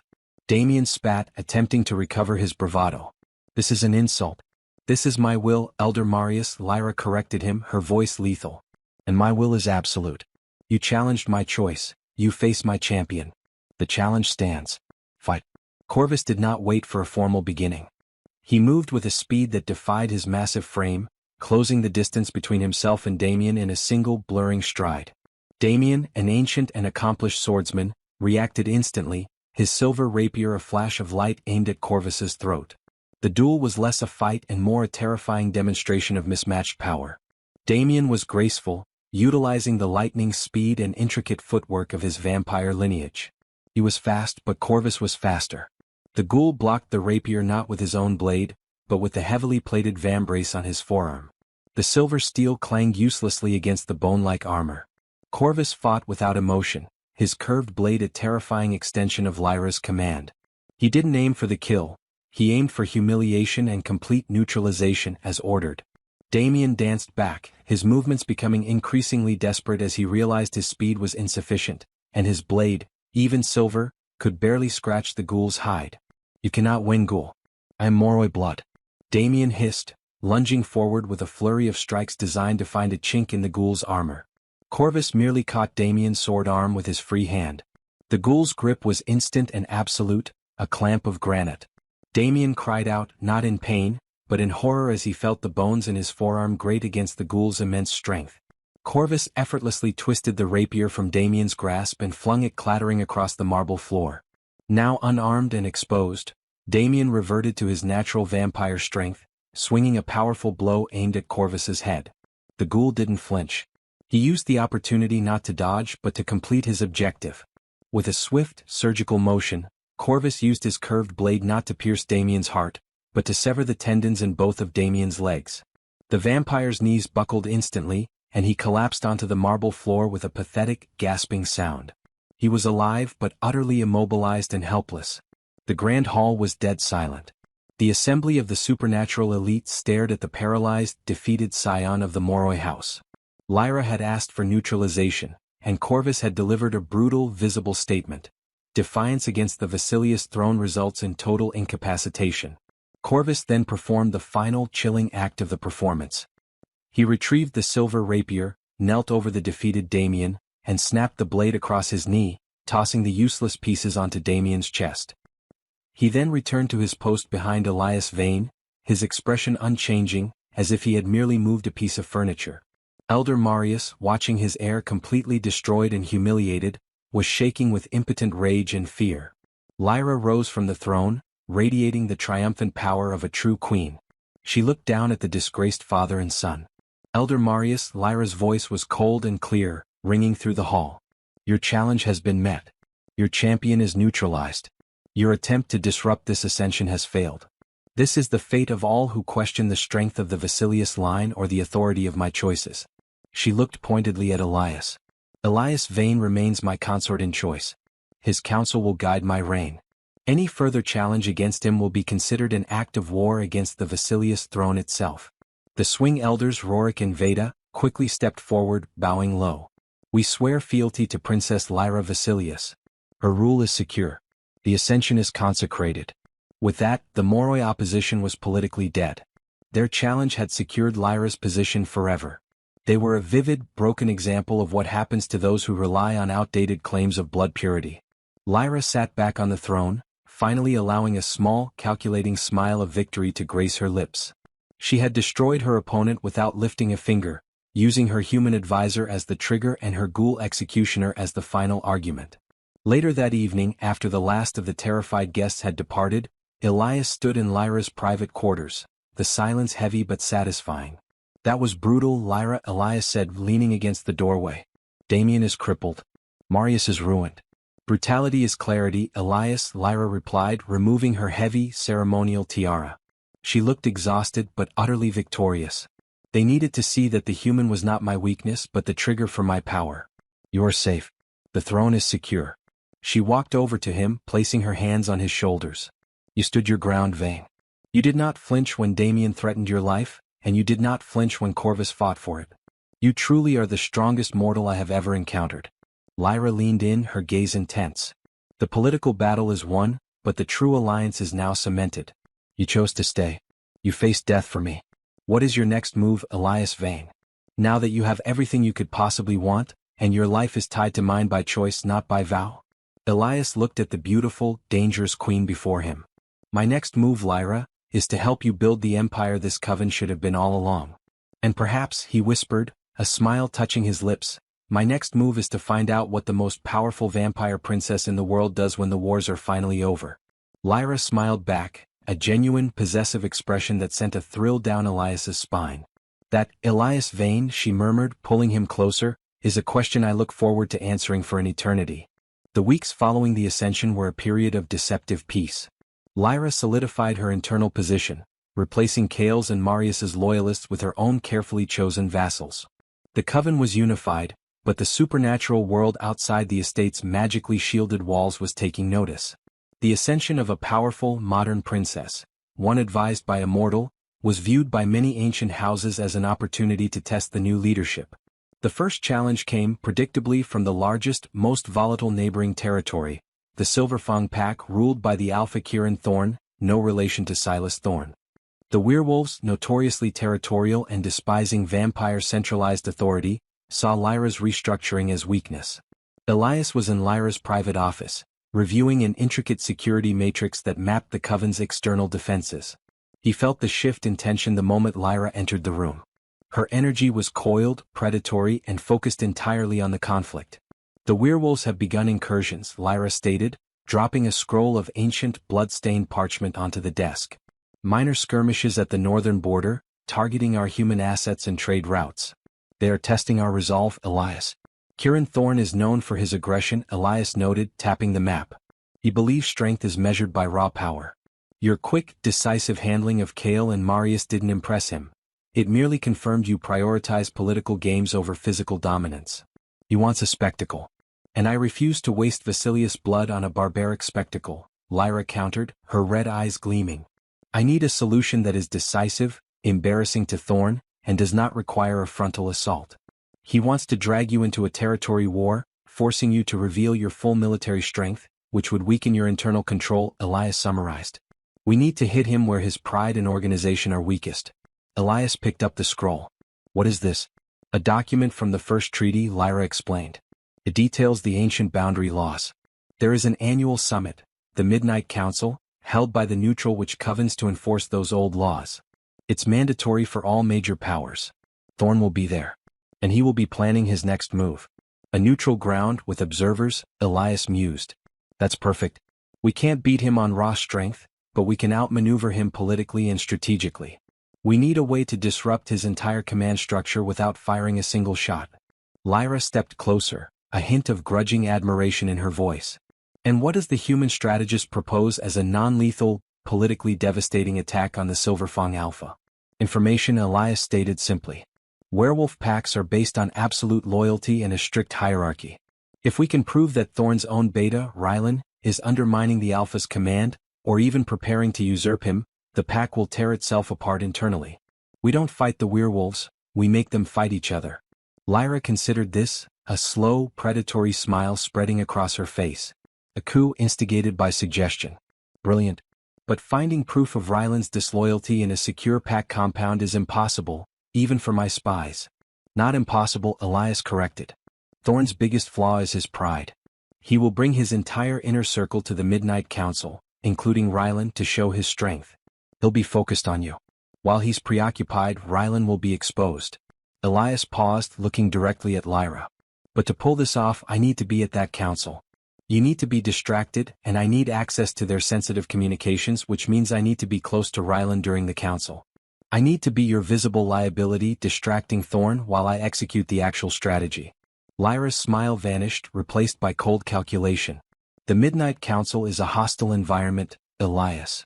The witches despise vampires and the werewolves will tear you apart simply for breathing. Corvus will be with us, but even he cannot guarantee your safety amidst 1,000 bloodthirsty lichens. I know the risk, Lyra, Elias insisted. But I'm the only one who understands the kind of human-grade communications interception needed for this plan. You gave me my life and my freedom. Now let me use them to secure your throne externally. I am your consort in choice, remember? I choose this danger. Lyra studied him, the decision costing her visible effort. She was wrestling between political necessity and her new, complicated sense of possessiveness over the human she had chosen. Finally she let out a slow, cold breath. Very well, Elias Vane. You will attend the Midnight Council. You will be my visible weakness and my secret weapon. Corvus will not leave your side, not for a second. If you die, this alliance ends and I will personally glass the Silverfang territory. Do you understand the severity of this mission? Understood, Elias confirmed, a surge of familiar adrenaline hitting him. The thrill of being on the edge was exactly why he had stayed. Good. Now we plan the infiltration. We need specialized gear, Elias. You may be human, but you must be prepared to survive the darkest night of the supernatural world. Preparation for the Midnight Council was unlike anything Elias had ever experienced. It was a fusion of ancient coven resourcefulness and cutting-edge human technology. Lyra demanded absolute perfection, knowing that a single mistake would cost Elias his life and her coven a disastrous war. Elias was brought to the coven's hidden armory, a dark, temperature-controlled vault beneath the estate. It was here that Corvus took over his specialized training. The ghoul was the ultimate survivalist, capable of moving through the supernatural world's deadliest battlefields unnoticed. You are going into a den of wolves, Corvus stated, his voice a low growl, as he handed Elias a vest made of an impossible lightweight polymer. Your speed is 0. Your strength is irrelevant. Your defense is awareness. Corvus subjected Elias to 2 full days of brutal conditioning, teaching him basic supernatural survival skills. How to identify a lichen scent trail, how to use sound to distract an apex predator, and most crucially how to endure pain. He wasn't training Elias to fight, but to survive long enough for Corvus to intervene. The Lichen Alpha, Thorne, will try to provoke you to test the princess's commitment, Corvus instructed, his expression fixed. Your response must be measured. Any hint of fear or weakness will invite attack. The princess's power must be your shield. Meanwhile, Lyra provided the technological edge. She presented Elias with a custom-designed array of espionage gear. This is the Spectre unit, Lyra explained, holding up a pair of simple-looking cufflinks. They are microprocessors connected to an ultra-encrypted network. They can intercept and filter the electromagnetic signatures from leak-and-grade communication devices. Your goal, Elias, is to get close enough to Rylan, Thorne's beta, to capture his internal pack transmissions. Werewolves rely on radio and localized digital feeds for covert operations. Lyra then fitted Elias with a custom-tailored suit that was much more than mere clothing. The material contains interwoven fibers designed to absorb small-caliber impacts and, more importantly, a magical repellent against low-level enchantments. It won't stop a full power blast, but it will buy Corvus precious seconds. The most significant piece of preparation, however, was psychological. Lyra spent hours with Elias, not discussing strategy but discussing deception. The Coven knows we are not in love, Lyra admitted, her red eyes intense. But they must believe we are inseparable. Your conviction must be absolute. Thorne will target your perceived vulnerability. You must look at me, Elias, as if I am the only stability you have in this chaotic existence. Show them that choosing this danger with me is the only choice you ever wanted. One night, Lyra brought Elias into her private sanctuary, a circular room where a permanent, powerful anti-magic barrier hummed. I have done everything possible to protect you, Lyra confessed, her voice softer than usual. But there is a residual threat from Kale's loyalists. They may try to use the Council's chaos to strike at you, proving Leakin's strength isn't the only problem. She walked toward him, her movement elegant and deliberate. She stopped right in front of him, closing the small gap between them. I need you to understand what this means, Elias. This is not a game. If you fail, I lose my strategic mind and my anchor. And I will not tolerate that loss. Lyra reached up, her hand gently tracing the line of his jaw. This time there was no political calculation, only raw, possessive sincerity. I gave you freedom and you returned to the flame. I will ensure that flame never consumes you. And then she kissed him.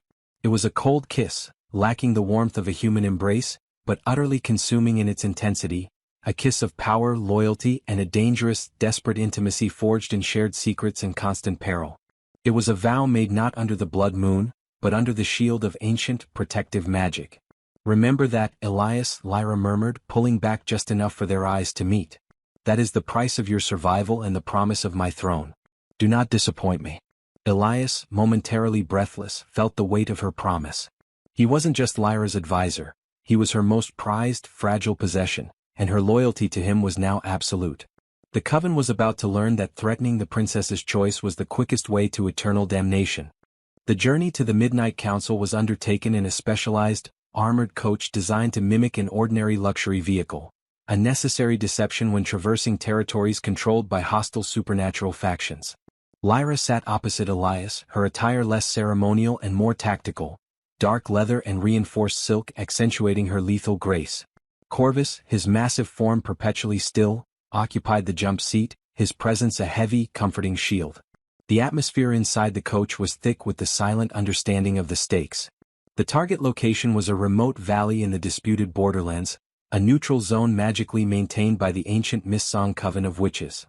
The Mistsong witches hate us all equally, which makes them excellent referees, Lyra explained, her voice low.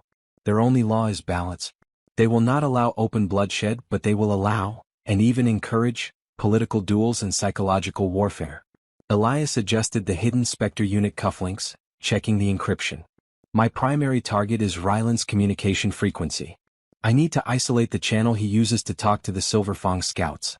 If I can find evidence of him withholding information from Thorne, it's enough to trigger the internal power struggle. Thorne will be watching you, Elias, Lyra warned. He expects you to be a liability, a clumsy human who will distract me. Play the part perfectly. Act like the besotted fool, utterly reliant on my presence. But beneath that exterior you will be my eyes and my ears. As the coach neared the valley, the air grew colder and strangely damp. A thick, unnatural mist, saturated with old magic, rolled over the landscape. When they stepped out, the silence was overwhelming. The council ground was a clearing dominated by a single monolithic black stone altar. Around it, various delegations had already gathered, standing in tense, hostile clusters. The Lycans, led by the huge, muscular Alpha Kieran Thorne, were an intimidating wall of muscle and feral energy, their eyes constantly assessing the new arrivals. The Alpha's gaze settled instantly on Elias, a look of pure, primal contempt. Elias instinctively slipped his hand into Lyra's. It was a conscious performance for the assembled audience. Lyra's fingers wrapped around his, a cold, reassuring grip that was half affection, half command. Corvus positioned himself precisely half a pace behind Elias, an immovable shadow. "Ah, the Vasilius princess," Thorn boomed, his voice carrying easily across the clearing, thick with mock deference. "And she brings her trinket. I see you still cling to your mortal weakness, Lyra. You dare bring a creature who smells of death and fear into a gathering of the ancient blood?" Lyra stepped forward, her regal poise unchallenged. "Alpha Thorn. I bring a strategist who exposed the treason of your former ally, Elder Kale. Elias Vane is my chosen consort in choice. His presence signifies that the Vasilius rule is one of intellect over brute force. Something your pack, I imagine, rarely understands." Thorn scoffed, but Lyra's defense had the desired effect. It reframed Elias's presence from a liability to a deliberate, strategic choice. Elias maintained his role, leaning slightly toward Lyra, his gaze fixed on her with feigned, intense devotion. He used the distraction to quickly scan the werewolf delegation. There he was, Rylan, the beta, standing slightly apart from the alpha, his eyes watchful and calculating. The council meeting officially began, chaired by the mistress of the Missong Coven, a wizened witch whose power was undeniable. As Lyra engaged Thorn in a fierce, public debate over border rights and treaty interpretations, a distraction engineered by Elias put his plan into action. He excused himself, citing a sudden mortal indisposition, a move designed to look like human weakness. Corvus moved with him, a constant, intimidating escort. Elias walked toward the periphery of the Leakin cluster, keeping his distance but maximizing the range of the Spectre unit. He positioned himself near a cluster of ancient, moss-covered stones, making a show of feeling unwell.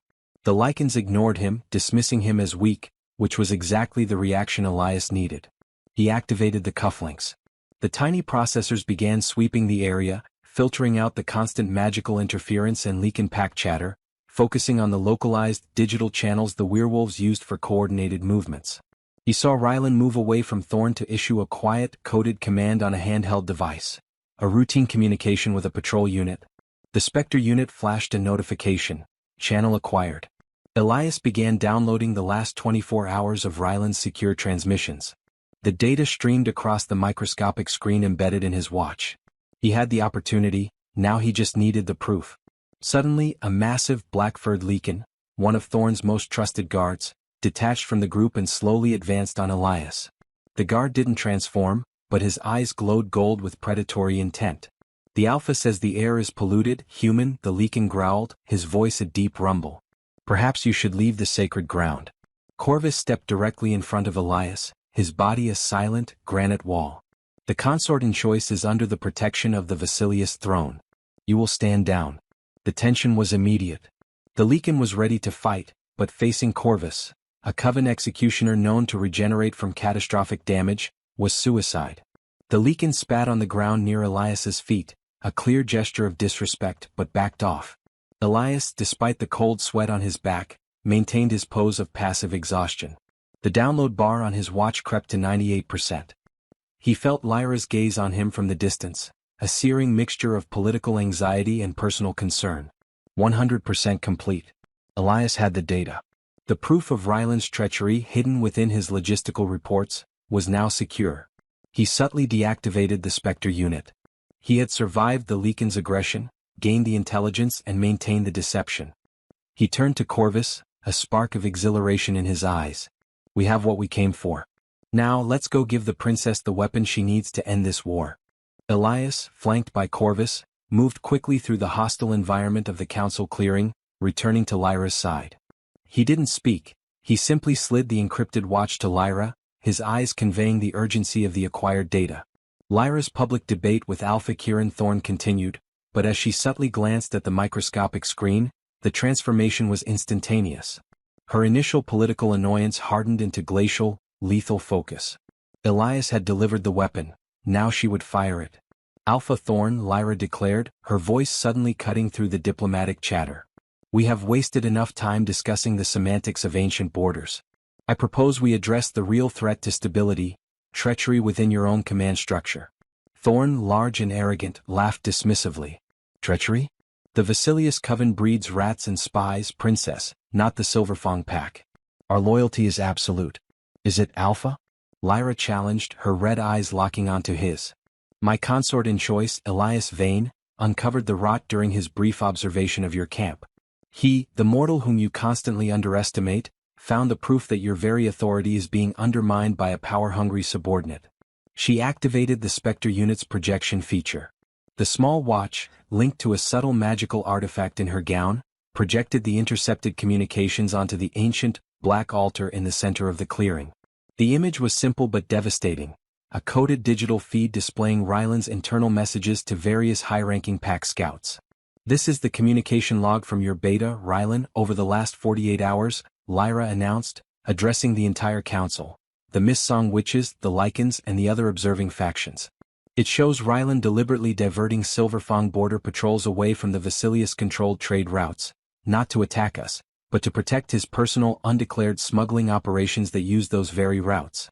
A roar of confusion and anger erupted from the Silverfang pack. Ryland, the beta, turned pale, his eyes wide with betrayal. You lie, vampire. Thorn bellowed, his massive hands clenching into fists. Ryland's loyalty is ironclad. Loyalty? Lyra mocked, her voice filled with chilling contempt. Ryland diverted patrols to allow his human contacts to traffic illegal magical goods through Vasilius territory. He did not challenge my rule, Alpha. He challenged yours. He risked a massive border war with my coven, not to serve his Alpha, but to line his own pockets and establish an independent power base. He was positioning himself to challenge your Alpha claim once you were weakened by a conflict with us. Lyra's evidence was irrefutable. Werewolf politics were brutal. The sin wasn't ambition, but betrayal of the Alpha's trust and the exposure of the pack's weaknesses to an external enemy. Ryland had done both. The Silverfang pack was tearing itself apart. The loyalty-based hierarchy was instantly shattered. The high-ranking members of the pack, seeing the digital proof, turned their furious golden eyes away from Lyra and onto the terrified Ryland. Alpha Thorn, facing the instantaneous collapse of his command and the public humiliation before the entire supernatural world, was forced to make a decisive move to save his own leadership. Ryland. Thorn roared, his transformation beginning. Muscle swelling, bone cracking, his humanity dissolving into the massive, savage form of a true Lycan. You have betrayed the pack. You have disgraced the Silverfang name. Ryland tried to flee, but a dozen furious Lycans tackled him, dragging him away from the council grounds and into the surrounding mist. The sounds of a brutal, internal purge faded quickly. Lyra had achieved her goal. The Silverfang threat was neutralized not by war, but by a catastrophic, self-inflicted civil war triggered by Elias's intelligence. Lyra turned back to the assembled council, her face a mask of absolute triumph. The Vasilius Coven prioritizes stability and truth. We do not tolerate treachery within our ranks, nor should you. Let this be a lesson to all. The power of the throne is absolute, and its intelligence is limitless. She looked directly at Elias, offering him a small, possessive nod, a public display of their shared victory. Elias returned her gaze, feeling the rush of adrenaline and the profound satisfaction of having outmaneuvered the strongest warrior in the room with nothing but his mind and Lyra's ruthless support. The mistress of the Mist-Song Witches, visibly shaken by the abrupt and decisive end to the conflict, quickly adjourned the council. As they walked back to the armored coach, leaving the chaos and the fading sounds of the Silverfang purge behind, Elias finally broke the silence. A political masterpiece, Lyra. The Silverfang pack will be busy dealing with their internal struggles for a decade. The threat is contained. Lyra reached out, taking his hand again, but this time the gesture was purely intimate, not performative. It was your move, Elias, Lyra conceded, her voice holding a rare mix of pride and intensity. You were my weakness and you became my greatest strength. You faced down 1,000 Lycans, a treacherous beta, and a hostile council, armed only with your intellect. I am indebted to you. We are partners, Lyra, Elias reminded her. Your throne is my survival. My next priority must be ensuring the security of Seraphina and her sanctuary. Kale's remaining loyalists will know that I am the key to her protection. They will not stop looking for a way to use her against you. Lyra's grip tightened, her red eyes darkening with protective resolve. Then we return to the estate. The next phase of this war is personal, Elias. We will build a fortress around that child, and we will eliminate every shadow that dares to approach her lineage. You and I together. For the eternity of my reign. The urgency to fortify the Seraph's sanctuary was paramount. With Elder Kale confined and Alpha Thorn neutralized, the remaining threats were insidious: fragmented loyalists of the old regime, black market operators who feared Lyra's clean sweep, and most dangerous of all, those within the coven who still saw Seraphina's mere existence as an existential threat. Lyra, Elias, and Corvus traveled to the sanctuary under the cover of a dense, magically cloaked coven security detail. The sanctuary was located deep within a major city, cleverly disguised as a non-profit hospital for children with rare, debilitating illnesses. Its true purpose, a secure, magically shielded prison/sanctuary for Damphir and human descendants of the Vasilius line, was known only to a few, including the now imprisoned Silas Thorne, who had managed its day-to-day operations. The moment they entered, the contrast was stark. Lyra's world was Gothic stone and ancient power. The sanctuary was bright, sterile, and filled with the low hum of advanced medical equipment and the sounds of children's fragile, human laughter. Seraphina was a surprisingly cheerful girl of about 10, confined to a wheelchair due to her illness. Her striking silver-white hair and deep, intelligent eyes, a softer shade of red than Lyra's, were an undeniable genetic link to the Vasilius lineage. She was currently engrossed in a video game, seemingly unaware of the deadly politics swirling around her. Elias was immediately struck by the fierce, cold protectiveness radiating from Lyra as she observed the child. Lyra did not approach; she kept her distance, honoring her oath to Elara to let the child live a quiet, mortal life. Her illness is genetic, a slow deterioration of the nervous system, likely amplified by the distant vampire genetics, Lyra explained to Elias, her voice low and clinical. Thorne secured the best human medical team, entirely unaware of the magical nature of their patient. My role is to maintain the illusion and provide the ultimate, magical defense. The sanctuary is hidden, but not invincible, Elias observed, reviewing the building schematics. The magical shielding is impressive, but vulnerable to high-grade targeted energy blasts, the kind a desperate Kale loyalist or a rogue witch coven might employ. We need a purely physical countermeasure. Elias spent the next week transforming the sanctuary's infrastructure. He installed layers of human-grade security, military-spec facial recognition, seismic alarms, and a high-tech monitoring system that bypassed the Coven's outdated network. His unique human insight was creating a fortress that defended itself against both magic and mundane intrusion, a blend the supernatural world rarely anticipated. Corvus, meanwhile, worked on the magical defenses, layering the human security with Vasilius wards and ghoul patrols. He was the perfect physical manifestation of Lyra's protective will. During this intense period, the lines between Lyra's political dependency on Elias and her growing personal affection for him blurred further. One night, while reviewing blueprints in Seraphina's quiet observation room, Lyra leaned her head against Elias's shoulder, a gesture that had become a hallmark of their strange intimacy. "I promised Elara a mortal life for her line," Lyra whispered, her voice tinged with the ancient weariness of her race.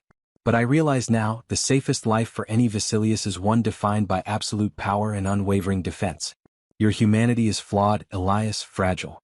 But your loyalty is absolute, and your mind is the sharpest weapon I possess." Elias tilted his head, letting his lips brush the cold silk of her hair. "My loyalty is to you, Lyra. And through you to the child you protect.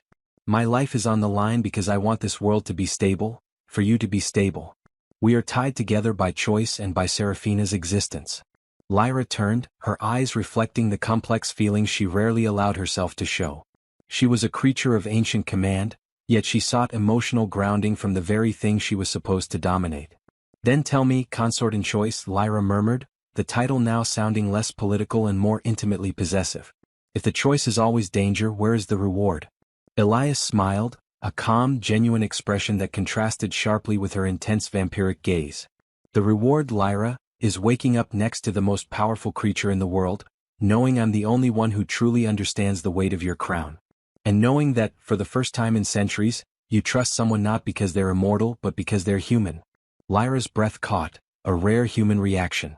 She didn't offer a political answer. She simply closed the distance, her kiss a deep, possessive claim that sealed their partnership in the silence of the magically defended room. Their work eventually paid off. The sanctuary became a layered fortress, a perfect blend of Elias's modern intelligence and Lyra's ancient magic. Seraphina was safer than any other life in the Coven. Elias had built the perfect defense for Lyra's most profound vulnerability. But just as they completed the final security protocols, a new threat emerged, one that had been hidden in the Coven's shadow for years. Marek, Lyra's centuries-old ghoul retainer, the one she swore was absolutely loyal, failed to report for his scheduled patrol. Elias and Lyra looked at each other, the same cold realization hitting them. Marek was the one person who knew every single detail of the sanctuary, Lyra's political vulnerabilities and Elias's personal routines. He was their security chief and he had vanished. Treason, Lyra stated, her voice flat with absolute fury.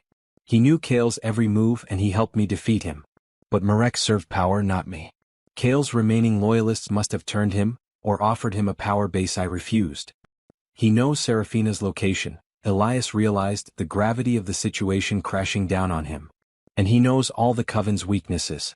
We need to find him, Lyra. Immediately. He is the single greatest threat to everything we've built.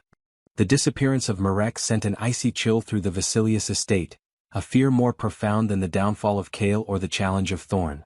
Marek wasn't just a retainer, he was the Shadow Keeper, privy to 3 centuries of Vasilius secrets, security protocols, magical ward locations, private communication channels, and now the precise details of Elias's strategies and Serafina's location.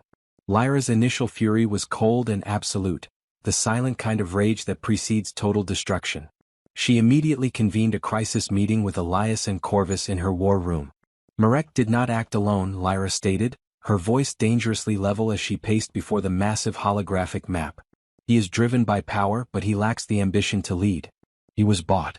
Kale's remaining loyalists, the Sartori family, are the likely buyers. They control the Coven's black market relics and magic trade. They want Serafina not for political leverage but for her rare, potent blood. Elias, tapping furiously at his console, confirmed the worst. Marek erased all digital footprints.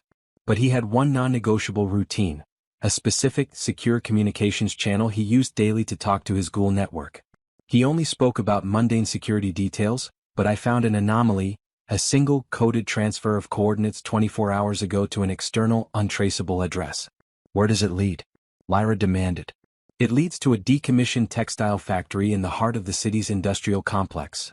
The Red Spindle warehouse, Elias revealed, projecting the location onto the map. It's a perfect spot for the Sartori family. Deep underground tunnels, multiple exits and heavily insulated from magical detection. Marek is there, and he's almost certainly meeting the Sartori leadership to trade Coven secrets for his new position. Lyra looked at Corvus. Corvus, Marek was your contemporary. You know his fighting style. Can you contain him? Marek serves power, not loyalty, Corvus confirmed, his voice devoid of emotion. He avoids direct conflict. He will use the factory's defenses and Sartori's mercenaries. I can contain him, Princess. But the Sartori family is the priority. Elias stepped in, the tactical command now falling to him. Lyra, we can't send a Coven military force. It would announce Serafina's vulnerability to the entire supernatural world. This has to be a surgical, covert strike. The 3 of us. Corvus handles the exterior perimeter and the Sartori guards. You handle Marek and the Sartori leadership. My job is to locate the exchange point and, if necessary, disable any magical or technological traps Marek has anticipated. Lyra's eyes softened, a flicker of appreciation for his tactical brilliance. A clean, decisive execution. Very well. We move now. This treason ends tonight. The drive to the Red Spindle warehouse was a tense blur. When they arrived, the warehouse was a hulking, silent monolith under the pale city lights, its windows dark and empty. Lyra, Elias, and Corvus approached the main entrance, a massive rusted steel door. Corvus moved first, applying his immense strength to the door. It shuddered, the ancient locking mechanisms groaning under the pressure. The defenses are old, but Marek will have supplemented them, Elias warned, pulling out a compact, sophisticated jamming device. He engaged the device, flooding the area with white noise that disrupted any local magical sensors Marek might have deployed. They slipped inside. The air was thick with the smell of mildew and forgotten machinery. The factory floor stretched into the darkness, filled with ominous shadows and decaying looms. Lyra moved with silent, predatory grace, her footsteps barely audible on the concrete. Elias moved methodically, scanning the environment with a specialized thermal imager. There below us, Elias whispered, pointing the imager towards a partially hidden hatch in the floor. 3 heat signatures in the tunnel below. Likely the Sartori leadership. And 1 larger signature near the far end of the floor. Marek. He's waiting for us. Suddenly, A loud, metallic clang echoed from the darkness. A barrage of heavy, steel netting, laced with electrical current, dropped from the rafters, aimed right at Lyra and Elias. Magical countermeasure. Elias yelled. He shoved Lyra hard, pushing them both out of the net's path just as it slammed into the floor, showering sparks. Marek's voice, amplified by the cavernous space, rang out, mocking and triumphant. Did you think I wouldn't anticipate the great princess of Vasilius and her clever mortal dog? The net was designed to paralyze Princess. But never mind. You will not stop the trade. Elias pulled Lyra close, the danger immediate and overwhelming. He knows our style, Lyra. He knows we move together. We need to split up. I'll head for the exit and cut off their escape route while you take Marek and the Sartori. Corvus, cover Lyra's flank and clear the tunnels. Lyra nodded, her red eyes burning with fighting fire. Move, Elias, and do not die. Lyra and Corvus vanished into the darkness, moving toward Marek's position. Elias, using his knowledge of the structure and his jamming device, moved toward the side service corridors. He knew Marek's plan: lure Lyra into a contained confrontation while the Sartori family escaped with the valuable information. Elias had to prevent the escape. He reached the heavy service door leading to the outside and began to quickly override the locking mechanism. Just as the door clicked open, a massive, muscular figure emerged from the shadows. Not a vampire, but a heavily armored Sartori mercenary, wielding a high-frequency sonic disruptor designed to paralyze human nervous systems. Elias, his adrenaline surging, knew this was a fight he couldn't win with brute force. He was alone, and his final test of survival had arrived. Elias had been trained by Corvus to survive, not to fight. But survival, he knew, often meant transforming a calculated risk into a decisive action. The Sartori mercenary blocking his exit was enormous, clad in thick, noise-dampening armor, and carried a sonic disruptor, a weapon designed to scramble the human nervous system into paralysis. Elias knew the battle wasn't about strength, it was about speed and information. "You're the human pet," the mercenary growled, his voice distorted by his helmet's modulator. "The Sartori said you'd be a quick kill. Too bad for you." As the mercenary raised the disruptor, Elias acted. He didn't run. He slammed his body against a stack of heavy rusted machine parts near the wall, triggering a massive echoing clang. At the same time, he hurled his jamming device at the wall nearest the mercenary's head. The jamming device didn't harm the mercenary, but it did two things. First, the sudden high-pitched screech of the jamming signal on the internal comms momentarily overwhelmed the mercenary's sensitive auditory enhancers. Second, the noise and the sudden metallic chaos covered Elias's true move. Elias dropped flat, rolling rapidly towards the mercenary's feet. The sonic disruptor fired, but the blast, focused on the height of a standing man, tore uselessly through the air where Elias had just been. Elias had been trained by Corvus in one thing: exploit the enemy's blind spots. The mercenary was designed for brute force and frontal assault. Still low to the ground, Elias grabbed a discarded heavy piece of iron piping, a blunt, pathetic weapon against armor. He didn't aim for the armor. He drove the pipe hard into the mercenary's unprotected knee joint. The mercenary let out a stifled roar of pain. The disruptor clattered to the floor as the man's massive frame tilted, his balance compromised. Elias scrambled back, grabbing the abandoned disruptor. He knew nothing about its controls, but he knew its single purpose. The mercenary, recovering quickly despite the searing pain, started to lunge for him. "Stay down," Elias yelled, pointing the disruptor's main barrel at the mercenary's chest. He stabbed a random button. The weapon didn't fire. Instead, a focused beam of red light flashed from the barrel. Elias, confused for a second, realized the weapon was not set to kill, but to tag. The beam hit the mercenary's chest armor, leaving a distinct, bright Vasilius Coven tracer mark, a calling card of Lyra's ownership. Elias tossed the useless weapon away. He had failed to neutralize the threat, but he had marked it. He had done his part to expose the Sartori operation. He looked up. Lyra and Corvus were battling Marek and the Sartori leaders in the deeper parts of the factory. He could hear the distinct sound of Corvus's blade against metal, muffled screams, and Lyra's low, cold commands. The mercenary, dragging his injured leg, lunged at Elias again, desperate to finish the easy kill. Suddenly, a streak of granite gray appeared in the corner of Elias's vision. Corvus, having secured the tunnels, had circled back. The ghoul moved past Elias, his short blade appearing and disappearing with impossible speed. The fight lasted less than 2 seconds. The mercenary, his armor untouched but his core nervous system instantly shut down, collapsed, his body twitching once before going still. Corvus didn't spare the body a glance. He looked at Elias, assessing his condition. "You are marked," Corvus stated, pointing to the red tracer mark on the mercenary's chest. "Good. The message is sent." He turned, motioning toward the deeper darkness. "The princess needs you now. Marek is using your strategies against her." Elias followed Corvus deeper into the factory, where the air was thick with the scent of ozone and the heavy metallic aroma of vampire magic. They found Lyra in a sub-level office, locked in a brutal standoff with Marek and the 3 Sartori leaders. The Sartori leaders were not fighters.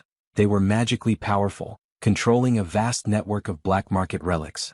They had fortified the small office with hastily erected magical wards, flickering shields of green energy that repelled Lyra's direct attacks. Marek stood behind them, smug and calculating. "The Sartori will give me the influence I deserve, princess." Marek sneered, clutching a strange leather-bound book, likely containing the deepest Vasilius secrets. "You cling to archaic loyalties and a fragile mortal. I choose real power."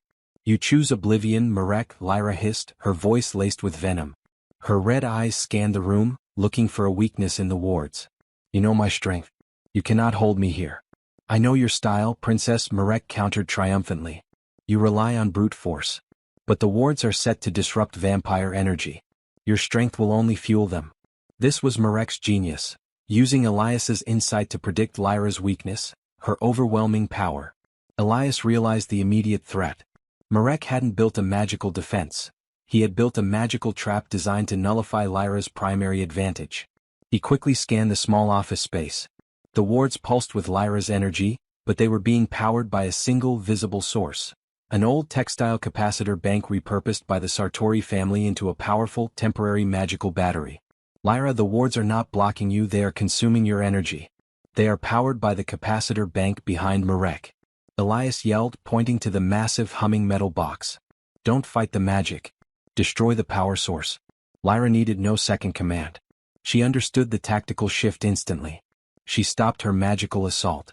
Instead, with a move of devastating speed, she grabbed a heavy, broken beam of wood from the doorway and hurled it across the room with inhuman velocity. The wooden beam slammed into the ancient capacitor bank. The metal box sparked violently, exploding in a shower of brilliant blue electricity. The power source was gone. The Sartori wards instantly flickered, sputtered, and vanished. The Sartori leaders screamed in terror as their shield evaporated. Marek, realizing his end had come, scrambled to escape through a hidden panel in the wall. Lyra, fueled by righteous, personal fury, was faster.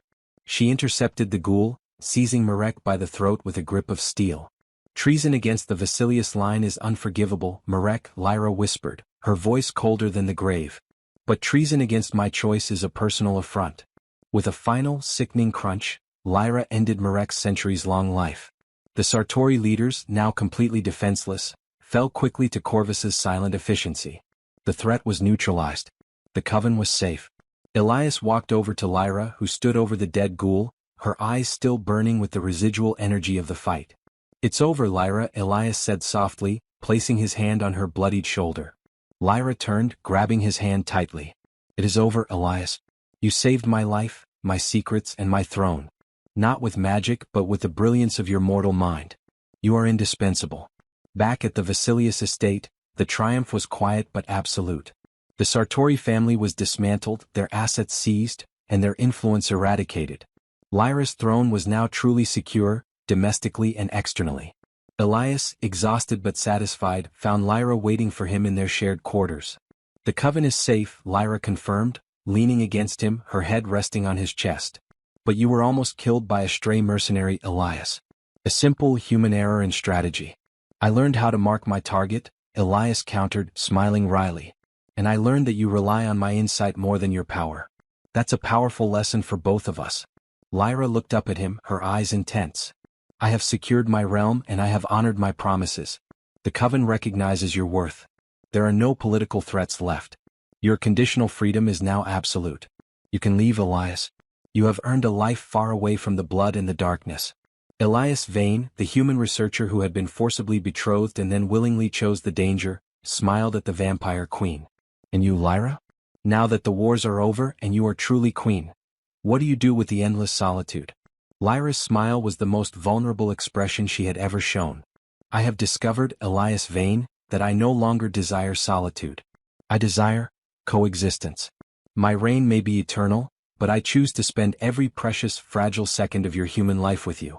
Not as my shield but as my partner. She reached out, pulling him down into an embrace that was a blend of cold power and desperate, chosen intimacy. The human stays. By choice. And for however long your mortal life lasts, I will ensure it is filled with brilliance, challenge, and the secure knowledge that you are loved by the most powerful creature in this world. Elias Vane closed his eyes, accepting the dangerous, exhilarating reality. He had chosen the edge of the knife and now he had the queen. Months passed in deceptive tranquility after Marek's defeat. Lyra's reign, now known for its swift, brutal intelligence, was uncontested.